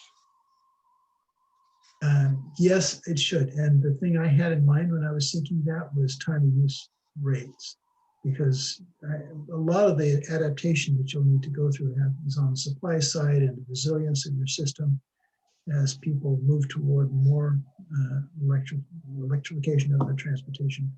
But it might also increase the desire for people to manage their electricity use by the time they through choices they can make about when they recharge their vehicles. That's a long-term consideration. And so when I was thinking of functionality, or this is a comment that was brought up in the last discussion with the board a couple of weeks ago, but I was thinking about the ability to give people that ability to manage their demand. It's as well as giving the PUD the ability to be aware of people's demands. So, yeah. So yes, that was my intent. Jerry Wilson, I see you have your hand raised. Yeah, another question for Gordon. I like this document you put together. It's got a lot of data. It's got a lot of different things you would consider when you put together a solution and a model. Excuse me. All choked up here. Am I correct in thinking that the product of your work will be some number of alternatives or recommendations that would then be evaluated by the board and the staff and the PUD or the CAB? Because each one is going to have, different technical pieces, and each one is going to have a different cost model. In this particular process, what I've tried to do is lay out alternatives in advance. And so a lot of my work over the coming month has to do with filling out each of these columns, each of these options. And each one of these has implications. Much of the implications are part of it is economic, and the economic analysis that's my wheelhouse. I don't know much about electricity. I know a lot about financial analysis, and so I'll be looking at that to the degree that I can. But I'm also going to be researching the various pros and cons and advantages and disadvantages that cannot be reduced to an economic trade-off. Because I know there are going to be those as well. And so it's not as though I'm going to be presenting new options. I'll be presenting these options, but I'll be evaluating these options. An obvious evaluation is cost. This fourth criterion is a big one. It can yield a single number or at least a range of numbers. But the other criteria are also important and deserve comment and need to be taken into account in developing my recommendation among those four alternatives. So I think what I heard is you're going to go through all this data and you're going to produce a single recommendation for us to look at. Mm-hmm. Yeah. I'll be doing as much research as I can and analyzing the costs in order to present a recommendation to you and also to the board. I see Craig Durgan has his hand raised. Yeah, I'm having a hard time understanding the linkage between reading a meter so you can charge someone appropriately and being carbon neutral. The meter doesn't care where the power comes from. They're two separate issues. So unless there's something I'm missing here, I think you're conflating two different things. You're talking about, are you addressing it to me? Well, whoever, I mean, a lot of people Well- have brought up this carbon neutral thing, and I don't see how it relates to the meters at all. Well, the impact on the metering, on the method we use to collect information about electricity demand at the customer level is something that can affect our ability to be responsive to changes in that customer demand. So that's all. It's not the whole picture.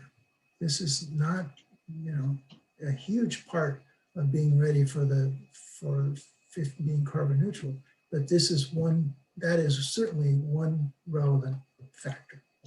I still don't see the linkage. Okay. I think it has to do with customer demand.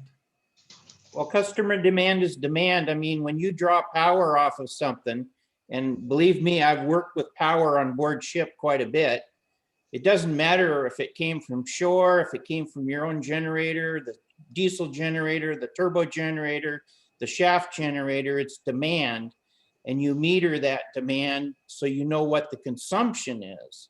So I'm just seeing two different issues here being tried, and someone's trying to tie them together. Okay. Well, I would say in the electricity business in particular, the time of the demand is really a relevant factor in your ability to manage the supply. And that is the sum, a cumulative effect of a lot of customer decisions.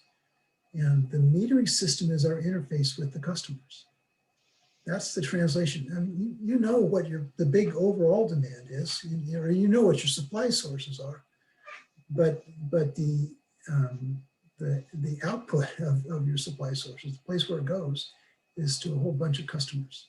And the metering system gives you knowledge, gives you information about what those customers are doing. Gordon, and maybe this is part of what the CAB discussion will be as they take it up. We have about 20 minutes left, and we're going to lose Commissioner Collins before then. So anything that requires the three commissioners, we should definitely hit on that here as we're headed towards the stretch.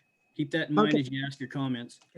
And some of this that we're getting into is, I think where, as Dan is wont to say, getting into the weeds right here when these are some things that we're going to be talking about more in depth in the next meeting that we get into.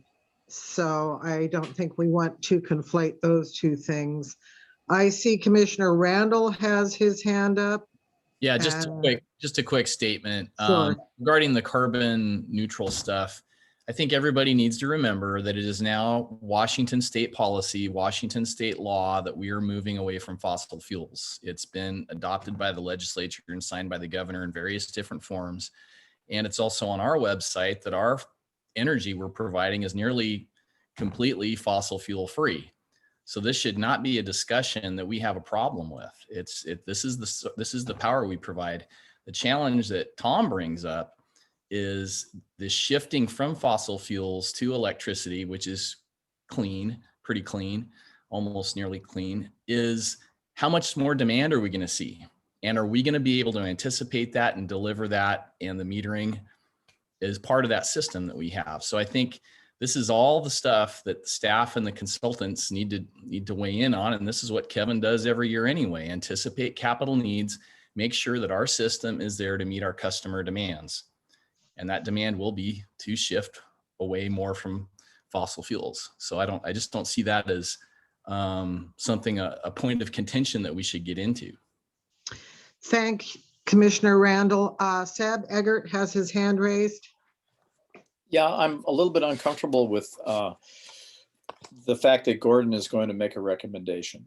I think Gordon's job is to provide us with the information for us to make that recommendation.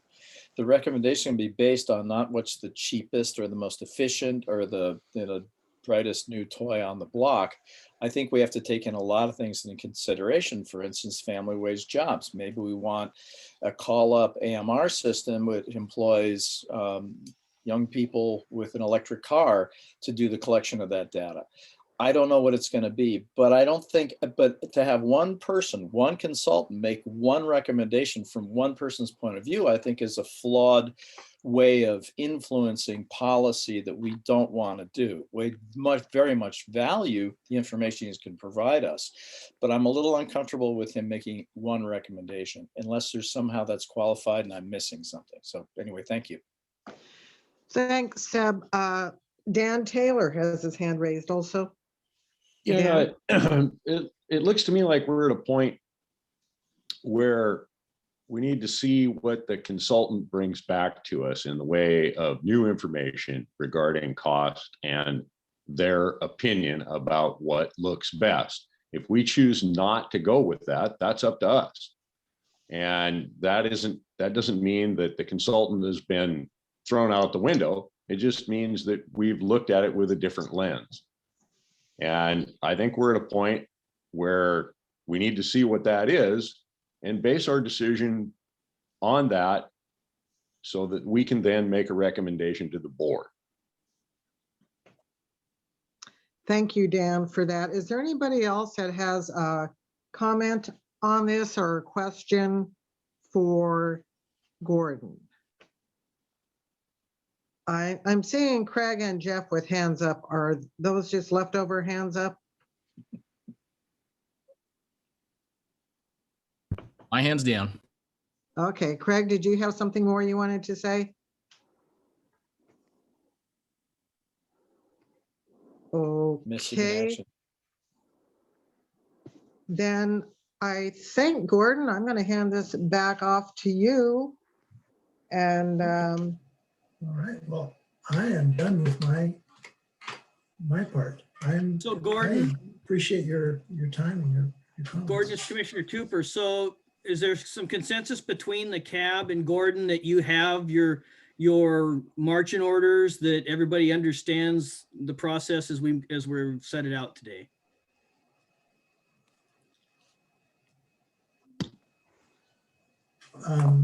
Dan, go ahead. And I believe I understand all I know about this. Probably means I'm not paying attention, but it looks, unless we're looking for a motion from the board to go forward, and I don't believe we are, then it looks to me like we're about as done here as we're going to get. I agree. And I want to thank Gordon Wilson for his time and his patience in addressing and answering all of our questions as best he can with Just a point information that he has. before we end, just one question to Gordon to clarify. It's my understanding that what you will be coming back to the Citizen Advisory Board and the Board of Commissioners with is an evaluation that looks at the 4 different alternatives and the pluses and minuses. And you may indicate to us what you think is the preferred option, but that's, I think, very different than simply funneling things down to a single recommendation without giving us a lot of information as to why you made that particular recommendation. Is that accurate? It's absolutely accurate. That is my goal, is to give you as much information as I can that is pertinent to the decision you have to make. And I feel like I can give you benefit if I don't just dump a bunch of data on you, but if I try to organize it in a way, and then if I go ahead and tell you what it looks like to me as one outsider, but I'm just one outsider. And the CAP members are going to have to do the same thing with you. And then you and the other 2 members of the board are the ones to narrow it down for real. But I do agree with the way you characterize it. Thank you. Could I ask if the board, if the CAB is going to meet before or after we get Gordon's analysis? I can't see where there would be a benefit to us meeting prior to his analysis, because we wouldn't have anything more to work with than what has been presented to us today. And I think we've had really good discussion about it today. But I would certainly be willing to put that out to the CAB if they feel like they want to meet prior.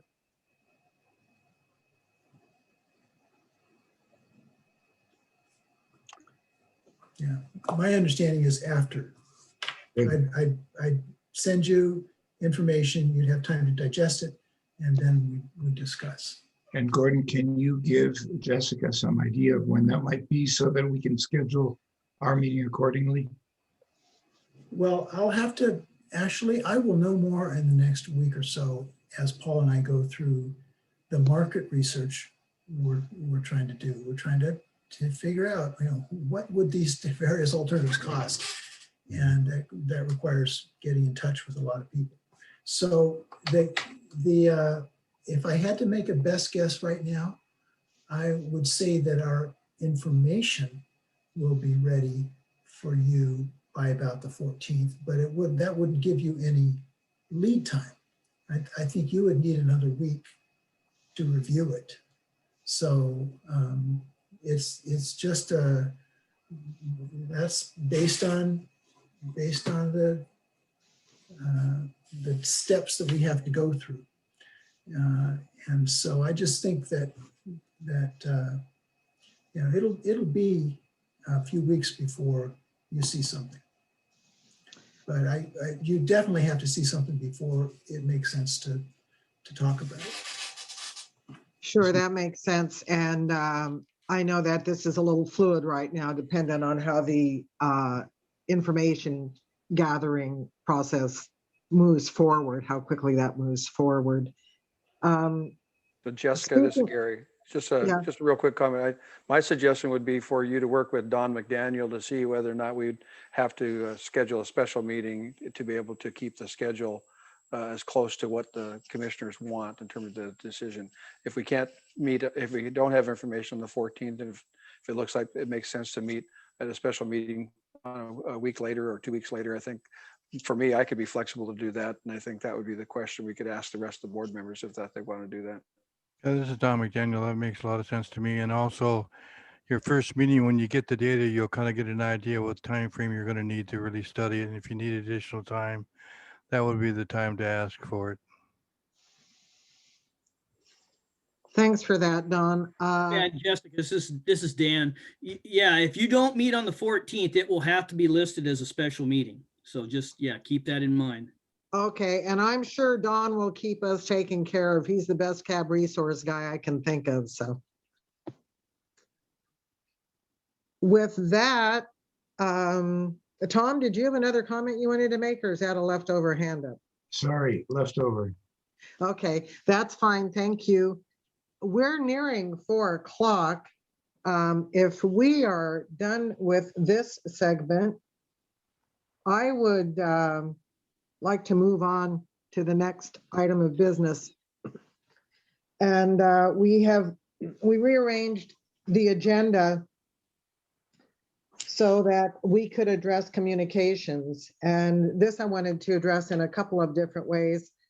One, we have received 3 communications since the last CAB meeting. 2 of them were addressed to the entire CAB. And this is something that I wanted to discuss with you in 2017, and I can't tell you the exact meeting because I was not able to access that. But Doug Huber was the chair of the CAB at that time. Tom Engel was on the CAB. Nobody else who is currently a CAB member was on the CAB at that time. And one of the understandings they came to was that when there is an email that's addressed to the entire CAB, that email is responded to only by the chair of the CAB. And that's for a couple of reasons. One, if you had a bunch of different CAB members responding, they could be bringing different perspectives, conflicting perspectives. The other thing, if you had 5 cab members responding, it could possibly be construed as a serial meeting. And so unfortunately, this did not get included in the cab operating guidelines. And when we review and amend the cab operating guidelines sometime in the future, I think that's something we really need to have in there. So at any rate, I just wanted to bring that to your attention, that that is what had been agreed to then. And I think we should stay with that mode going forward. And if anybody has any comments they'd like to make on that, I'm happy to hear what you have to say. Dan? Taylor? Yeah, I looked at the email that you talked about, the one specifically regarding discontinuation of service. And I don't think that that's something that the cab should respond to at all. I think that's for a staff response only. In regard to that, I sent an email to Mr. Clarkson and told him that I was forwarding his concerns to the customer service manager and that she would be in touch with him. So, and you're exactly right. Thank you. As far as what you're saying, as far as a policy, I think that's a policy makes sense, and we should incorporate that into our guidelines in the future. Also agreed. Okay, is this something that we should vote on right now? Well, as you said, this would be an interim process until we update our guidelines. I don't think we need a motion. Okay, that sounds good to me. If that sounds good to everyone else. Yeah. Jessica, I have a quick question. This is Kellen Lynch. I'm just wondering if we're listed somewhere on the PUD's website as a point of contact. It feels odd to me that we've received a couple of these in the last month. I don't know how often the cab has received them prior to this, but maybe folks could be directed better on the website. I think it is on the website. In answer to your question, yes, it is on the website. Our individual emails are on the website, but when this comes to the entire cab, and if I would receive something from someone and they had some questions about broadband, I might direct them to Gary Rowe because he's the chair of the broadband committee. If it were pertinent to the Citizen Advisory Board, anything else I would redirect to Kevin or other staff. Yes, I hear that. I'm just wondering if maybe we could phrase it better on the PUD website so that we are not being confused with folks that handle those issues.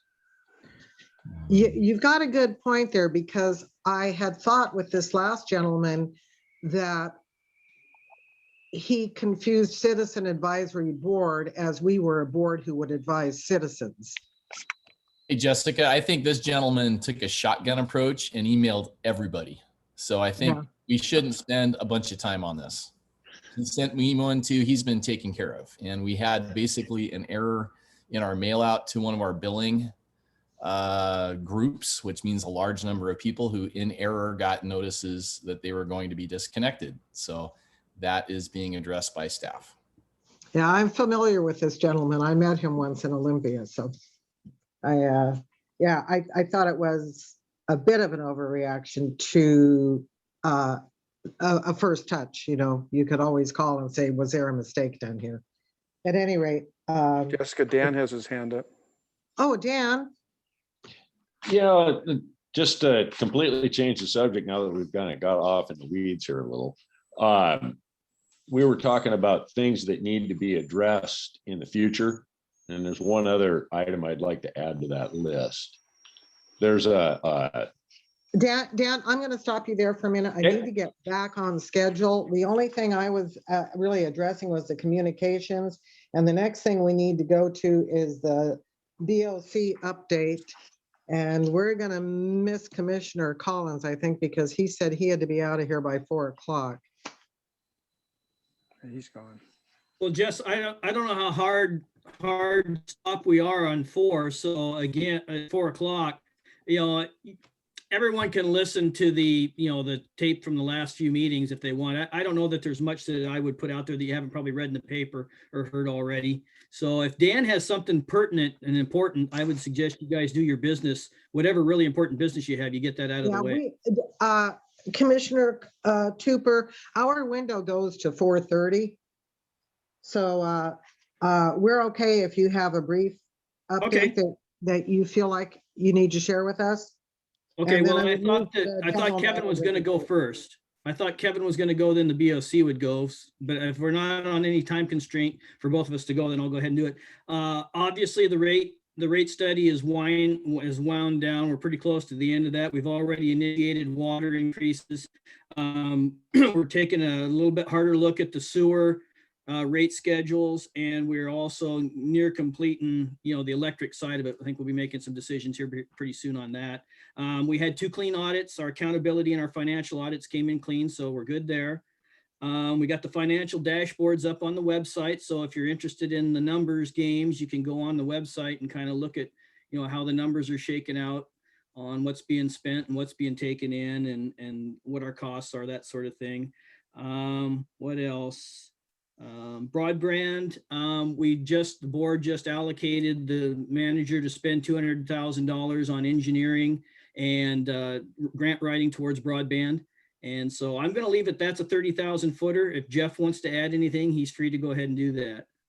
Yeah, Dan, I think that was a nice report. And I think the only thing I would add is that the PUD continues to participate with the city and the county and the port in what we've called this IGC process, Intergovernmental Council, or I can't remember what the C stood for.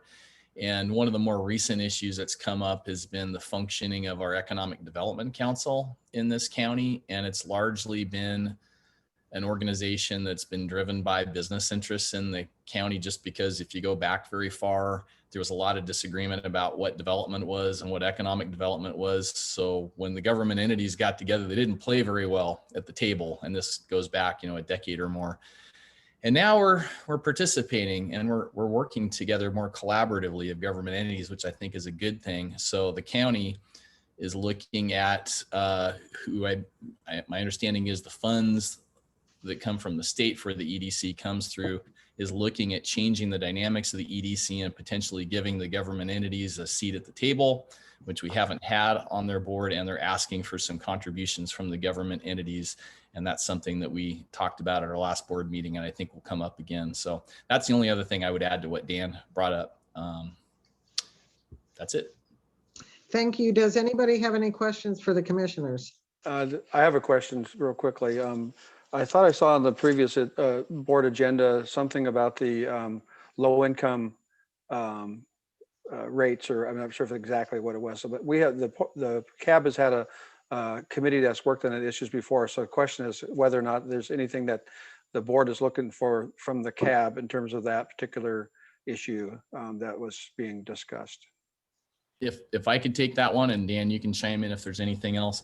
I think how that's come up, Gary, and I think you've been a part of some of the discussions or been paying attention to the rate discussions. It's just a concern about the impacts to our low-income customers with any changes in the rates. And Jean Hall has provided some really good data to us, and she did some predictions on what that customer assistance might increase to over time, you know, significant amounts of money. And at the last meeting, we had an interesting discussion on what other tools could the PUD bring to the table, not just handing money to customers for assistance with their bills, but could we actually get involved with trying to help them make their buildings more energy efficient? So I think there may be some discussion in that in the future about could we get some funding to help us do things like that? And the current structure of those programs now do not lend themselves for contractors to actually help people, because the rebate programs we have through BPA require the contractors to get paid months after doing the work. So the existing programs have been around for a long time and they're only doing so much. So there may be some opportunities for the PUD to see if we could get involved that way to help people make their buildings more efficient. But I think that discussion's down the road just a bit. I'll defer to Dan, but my main question is whether or not if you wanted to have the CAB committee that previously worked on it be involved. I don't think so at this time, but I'll defer to Dan, see if he has any other thoughts on it. No, I think that's it. I think right now it's still in staff's court. You know, staff's still probably going to be working on some stuff. And we meet with the ICG and bring information back from that. So at this point, I agree with Jeff that probably no, that's not something that was immediately on our plate. Thank you. Thank you. Dan Taylor had his hand up next. I did. Well, is that an old hand or a new one? Must be if it is. Oh, sorry. Okay, that's all right. Craig, I see you next on the list. Yeah, in reference to this EDC thing, is that something you plan on bringing before the CAB? I don't believe so. This is Jeff. It's on a trajectory in the next week or so to be brought before the government body to basically be enacted, I guess would be a term I would use, or accepted, adopted, whatever. So, you know, we're going to talk about it at our meeting on Tuesday. I would say there's going to be disagreement between the board. I'll just put it in those terms on about, you know, what the path on that should or shouldn't be. So. Yeah, and they have the county has some deadlines that they need to take some actions in order to get the funding from the state. So they're on a pretty fast timeline, and we're trying to work with them on that. And I think how Dan's characterizing it is correct. So no, I don't think it'll be coming to the CAB. Well, the reason I ask is because you just raised rates and now you're proposing to give money to the EDC. And I would have thought that you would want to go out to the citizenry and find out what their opinion of this is. Well, for a more full discussion, stay tuned for the next meeting, and you'll hear kind of what the issues are. And it's being driven by the county for the most part. And the port was involved for a while, and I don't know where the city stands because I haven't listened to any of their meetings, but this was a pretty fast trajectory that it's gotten on here in the last 2 weeks, 3 weeks. Okay, Jerry Wilson has his hand raised. Yeah, make sure I'm mute. Okay. I'll address this to the CAB and to 2 out of 3 commissioners. If I go back in the Wayback Machine and pre-COVID, we had talked about an EV subcommittee, and I think we actually selected members for that committee. It seems to me that electric vehicles are getting a lot more focused now. So is there anything? Jerry, let me interrupt you. They're talking about EDC, not EV. I think he knew that. Well, I think I knew that.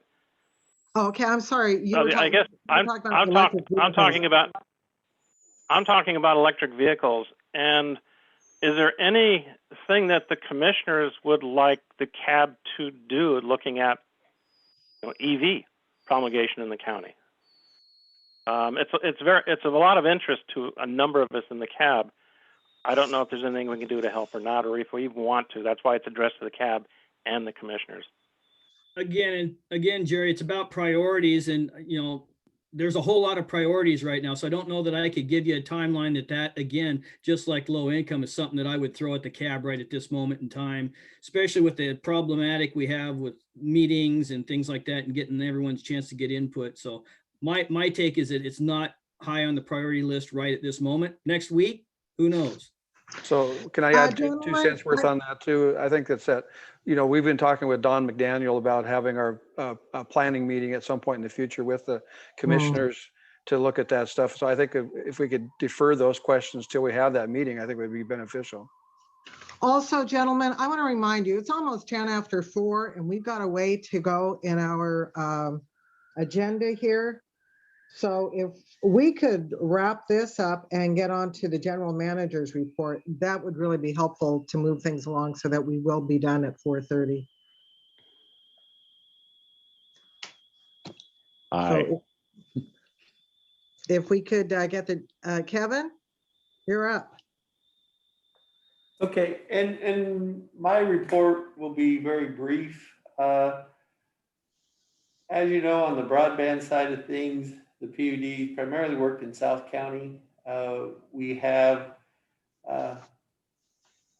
BPA agreement ready to go. That should be to the board on the next meeting on Tuesday.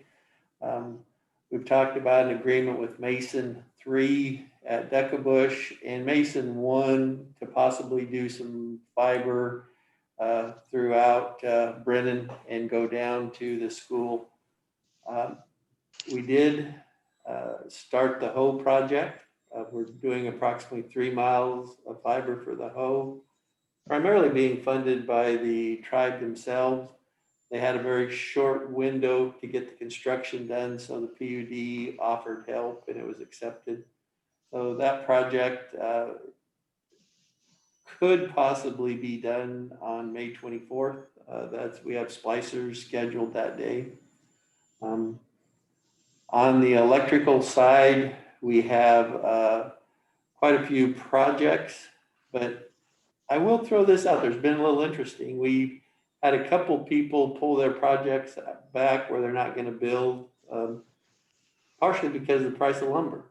They were in for quotes, we're going to do some work, and they backed off on their project. So found that a little bit interesting.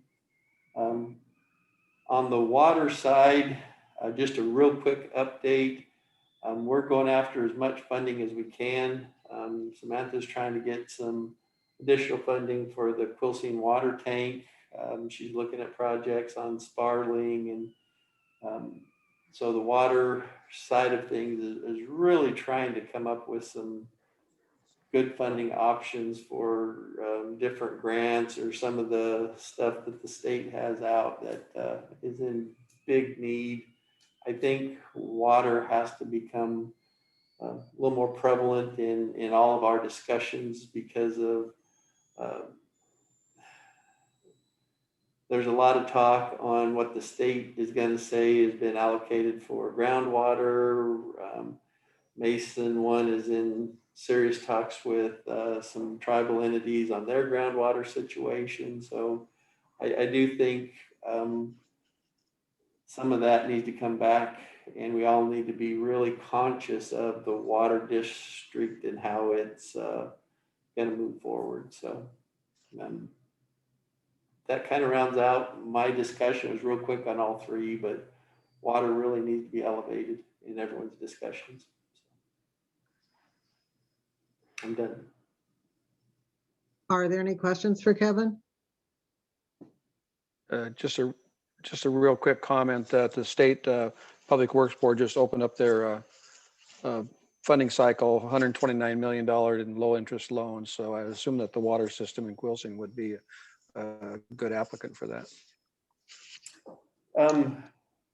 That's one of them they're going to get ready to apply for, Gary. Thank you. Yeah, and I'll Kevin's report a little bit. We formed a new LUD in Shine after a lengthy period of time, and we got, was it $500,000 from the Office of Drinking Water to go towards that LUD? It's a loan. So a lot of this stuff with water, the problem is it's loans, and a lot of the time it isn't even necessarily forgivable loans. So it really makes it tough on the water customers when you have the small systems that we have and the aging infrastructure. Okay, moving along. Our cab business, we did the meter replacement study because we had moved that ahead, and we have a 8.2 as a role of the cab. Dan, that seemed to be something that you were particularly interested in discussing. We're kind of running tight on time here. I had recommended to all of the cab members to review resolution number 2018-015, just to refamiliarize themselves with the role of the cab. Do you have anything to add to that? Yeah, just because there's been such a turnover in the cab since this document was generated. And, you know, me being a new commissioner, I've talked about things in it I could see that maybe I think should be tweaked a little bit. And so we're coming up, and, you know, it calls for itself to be reviewed every 3 years, basically. And we're coming up on that window. So it's just something I wanted everybody to take a look and see what they think about it as we move forward with the cab operating guidelines that you mentioned earlier, and the issues that we've got before us, and working on Zoom the way we are now and how long that may continue. It just made sense to find out if everybody understood that particular document, the operating guidelines. The board never actually, quote unquote, adopted or ratified those operating guidelines that you set up. So I'm still not sure how the board looks at that. You have your autonomy to a certain extent, but that autonomy has some sideboards to it. And I think when you go back to 2015 and you look at the operating guidelines, there's some things I think that need to be trued up or cleaned up between those two pieces of work. So, and, just as simple and, even like the 2018-15, reiterating, what the manager's role is in all of this. I think sometimes it's easy to overlook, and staff as well. The board gives you direction, but again, that's still somewhat dependent on what the manager and staff's capacity is to do certain things. So as you start to take up your own initiatives, you have to be somewhat mindful.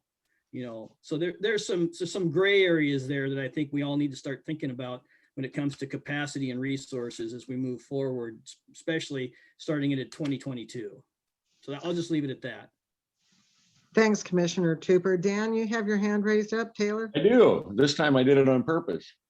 If you look at that resolution, number 7, letter C, it says that the CAB shall conduct a monthly meeting. We're been outside those guidelines, and so I think we need to amend that when we take a look at it. Okay, and I don't see the word, oh, you're right, because at the very top it says the CAB shall. Yep. So yeah, And you're so we just absolutely- need that is an something- exclusion there for when we don't have anything before us. Well, and the governor had a little bit to say about all this too. So I mean, again, I'm still not sure that we're complying with, is it 2023 or whatever, maybe it's 2028, about what is considered critical business or not. To be Well, a simple statement would take care of all that. Okay, well, I think unless there's somebody else who has a comment, Gary, do you have your hand raised again? I do. Just one of the I'm things letting mine down. we have talked about in the past, meeting with the board. I guess it's somewhat dependent on the strategic plan process that the board's going through. So I guess one of the basic question is, when do we see that, or when do you anticipate that we would be able to have that meeting with the board to look at our work plan, to look at the questions that about priorities and that type of thing. So it'd be nice to be able to see if we can get an idea what that schedule is going to be looking like. Don McDaniel, would you jump in on that, please? Well, the staff is still meeting. Kevin, you can jump in on this as well. The staff is still meeting with the consultant on this. They'll produce some recommendations. Then after that, the board will start meeting. So it's a little bit out there yet. Don't have an exact date in my mind yet. Kevin? We hope to get it to the board as soon as possible, but we have a couple meetings before it will go to the board, and the board will have time to weigh in before we bring it back to kind of a joint meeting like this, where it'll be the board and the CAB.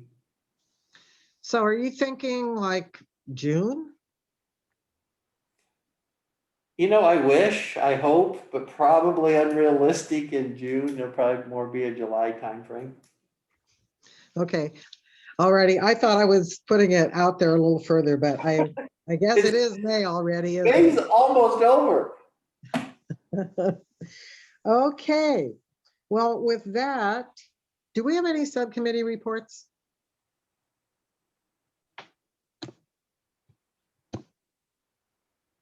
Anyone? Gonna start calling for Bueller here in a minute. I was going to Okay. move that we skip them.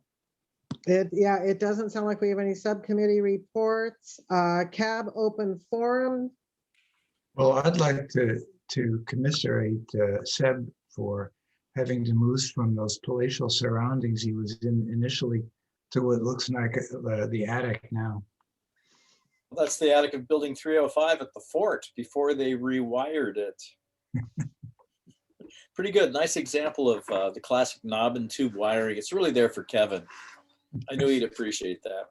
He may have seen this before. I've done tube and wiring before. Roll. Oh, I'm sorry. Condemnation. Okay. Jessica, I'd Yeah. just like to say on behalf of the, for the board, I guess you probably would say the same thing. Appreciate the commissioners joining the meeting today and hearing from all three commissioners today. Absolutely. I had that in my notes. Be sure to thank the Board of Commissioners. So thank you for that, Yeah. Gary. I do appreciate that.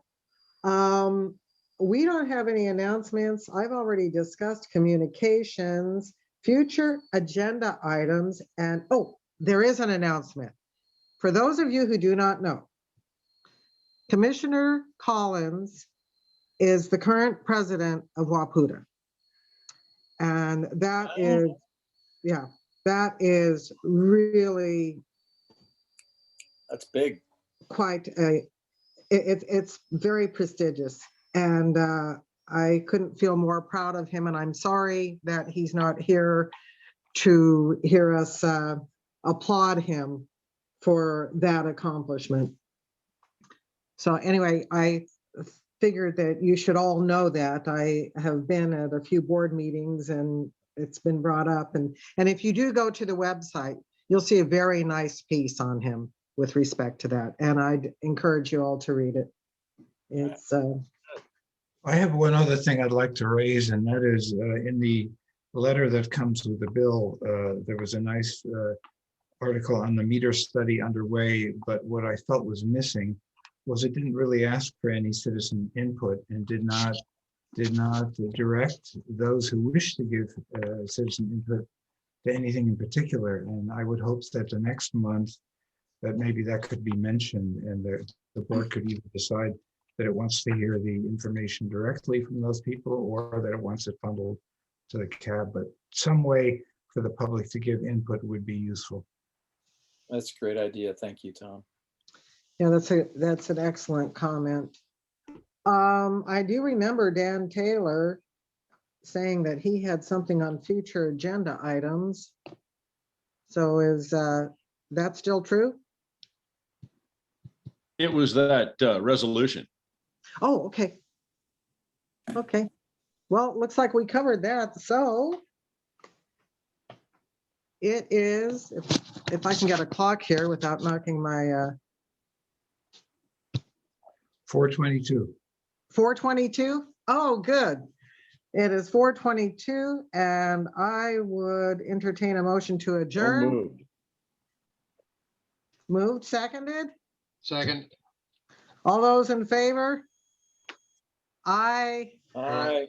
I will also adjourn the BOC Commission, the Board of Commissioners meeting as well. Okay, well, we made it before 4:30. Thank you all. Jessica, Thank you all for your Jessica. time. Jessica, this is Tammy. Hi, Cammy. Yeah, I need to know who first and seconded. They just said voices. I need the names. Oh, okay. Second was Bob McCauley. Oh, stop the recording. The second was Bob McCauley, and I think it was Dan Taylor. originated by Dan Taylor. Yep. Okay, very good. Thank you. All right. Thank you. Thank you for being here today, Cammy. Good night, everybody. Goodbye. Good job. Good job. Good night, John Boy. Yeah. Yes.